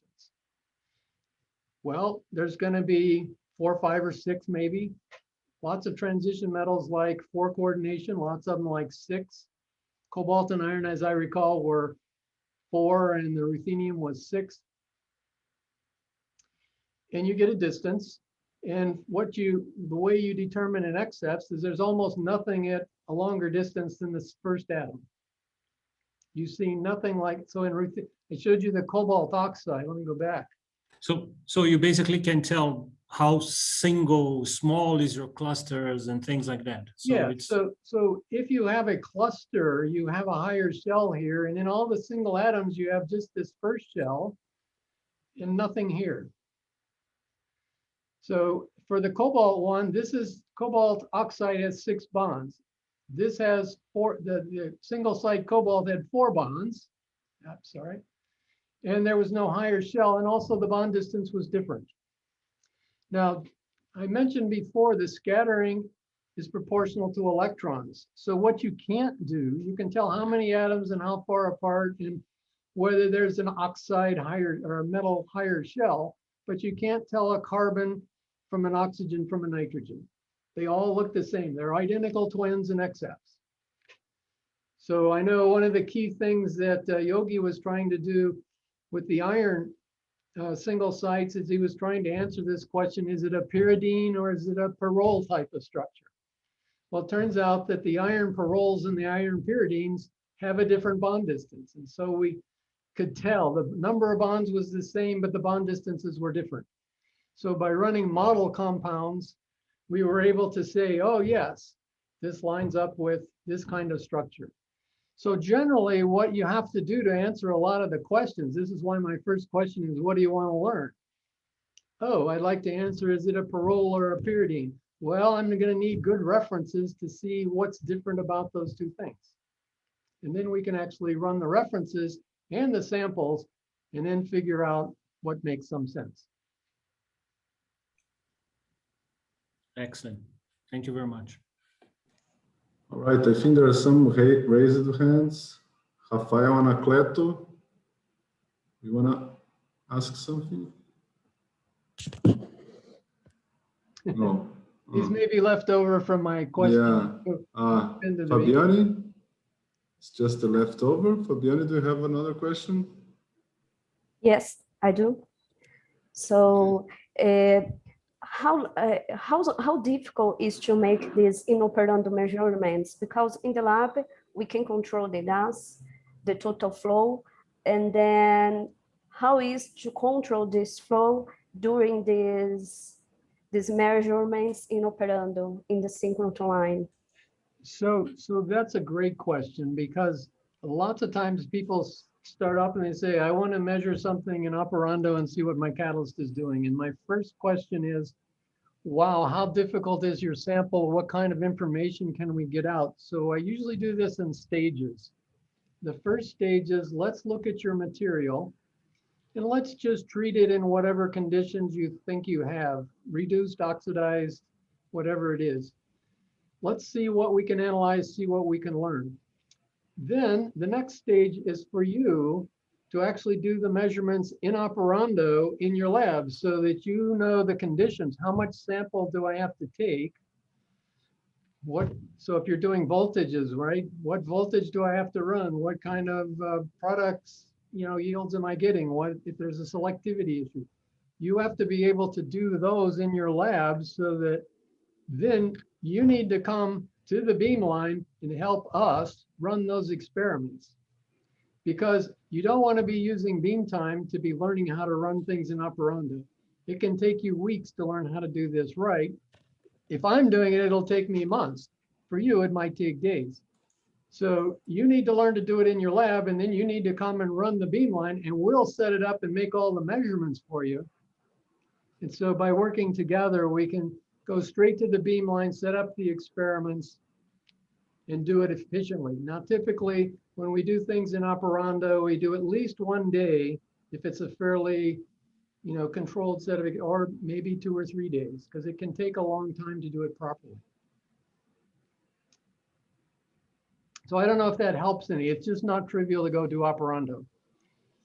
If you have the cells, and if you have the experience, and if you have all of this, it can all be done. But there is a stepwise learning that we all have to do. But this is why I like to have my students help to do those kinds of experiments, because they're very, very difficult. But they're the most interesting. Absolutely. Yes, thank you. I think also you need time to develop the cell to do the measurements, like the reactor. Yeah, in fact, if it's one of the cells that I have, I'll actually send you the cell so you don't have to build your own. The cell that I showed on the electrochemistry, I sent to Shannon Stahl at Wisconsin. He used it and it was fine, but he said, I don't like this so well. And he built his own, he built a better cell, which is great. Because then when the students came, we had a better cell. But at least we knew it was going to work in his lab. And I will tell you, it took them 3 to 4 months for them to go in the lab, make the measurements, measure the voltages and all the products and all the rates and everything. But they came to the beamline and they set up and they ran the experiments for 2 days and got all the data they wanted. Okay, thank you, Professor. More questions? Students? Okay, I'll ask you to, as homework, right, to prepare questions for tomorrow for both presenters, so they are eager to answer questions. So yeah, as a professor, myself, I like to be asked questions, right, Professor Fernando? Absolutely, Professor absolutely. Yeah. I understand. On video, we teach classes video now, and nobody asks the question. Yeah, it's awful. Yeah. Students need to learn to don't be bashful. Come on, everybody wants to. We're here for you. Ask the question you really want to know. Yeah. There's no bad questions. I have a question. It's more like some to ask you for comment. I mean, you mentioned that the APS is high flux, right? Right. Facility. And here in Brazil, we are start to collaborate. I mean, we are planning to use the Sirius, which is a high brightness, 4th generation, right? I'd like to know if you have, I mean, I'm not sure, but I imagine that there will be some complementarity, and I'd like to know if you want to comment on that, and if there's different types of experiments that we could. So absolutely, every synchrotron is designed for a certain purpose. Yes. The energy range, the flux range, number of experimental stations, whether you're doing diffraction or XFs or scattering, small angle scattering, or there's lots of different techniques. I think at the APS, I said there's something like 75 beam lines. I think maybe four or six of those are XFs. So most of the beam lines are not XFs. There's lots of things you can do. And each technique has its strengths and weaknesses. So you absolutely want to do many different things. Okay. So, but it's sometimes a little difficult to go to lots of places and do lots of experiments. It's hard to get beam time too, by the way. I don't know. How easy is it to get beam time at where you guys do experiments? Well, right now we are in a switch over process, right? And the new facility will be very large, so and much the brightness and the flux will be larger. So, like you said, the experiments will be much faster. So we are not sure right now, but it was kind of difficult. But we could get in the previous synchrotron. I mean, if you had a good project, you could get a few days, yeah, a year or something. Yeah. Yeah. So Yeah. I visited Soleil in Paris, and the University of Paris faculty said, we can't get beam time. You have to know the beamline scientists, and otherwise you'll never get beam time. So they never got any beam time. The APS likes everybody to get beam time, but the line is so large, you have to wait almost a year to get on the beam lines. I actually run some experiments for some national labs, so I have permanent access, and I go about 15 times a year. And with the flux that you get, you can do literally 1,000 experiments a year, if they're not difficult. So if you get difficult, okay, much less. But access can be a difficult thing. Yeah. But each synchrotron has a capability, and each station has a different capability. Once you know people, because I was at Argonne, I was the catalysis group leader at Argonne, but I went out to the APS all the time, and I know some of my postdocs are beamline scientists. I have friends who collaborate on other techniques. Once you know everybody, talk and ask and share time, and sometimes you don't need but a few hours, and somebody will run experiments for you. So right now, the APS has been shut down since last March. I can't go and do any experiments. Nobody's allowed on site. I have a postdoc that's in one of the groups, and I have a postdoc who's a beamline scientist. They don't seem to be too willing to do experiments for us. So I can do maybe 4 samples. So we're trying to do the 4 most important samples. But that's as opposed to getting several hundred every time we go. Okay. So it's pretty much shut down right now. But that'll change. That'll change. Yeah, we are pretty excited with the Sirius facility Yeah, here. They no are. doubt. Yeah, we've been talking to the scientists there, and they are willing to talk to the new users and to get interesting samples. And It's something you may not appreciate. Most of the beamline scientists are physicists. yeah. So they don't really understand chemistry. So the thing that I'm trying to develop with the RICS, the resonant incident X-ray scattering, inelastic X-ray scattering, the physicists have been able to do this for a while, but they're not measuring things that are chemically interesting. And from a chemist's point of view, understanding valence orbitals in chemistry, I want to make measurements at the valence orbitals, which is not something the physicists want to do at all. So they really like people who come with a real understanding of what the technique can do in interesting problems. So don't be bashful to talk to them and say, look, I have this interesting material. It's interesting properties. I'd like to come and do this. Can you help me? They're always happy to do interesting things. Yes. All right. Excellent. So any more questions? I think everybody is tired. Yeah, it's the end of the day for you guys. Yeah. So if I don't see any raised hands, so I'd like to thank Professor Jeff Miller and Professor Fernando for the very nice lectures. Thank you very much. Thank you, Jeffrey. Thank you, Professor Okay, Fernando. bye. Okay.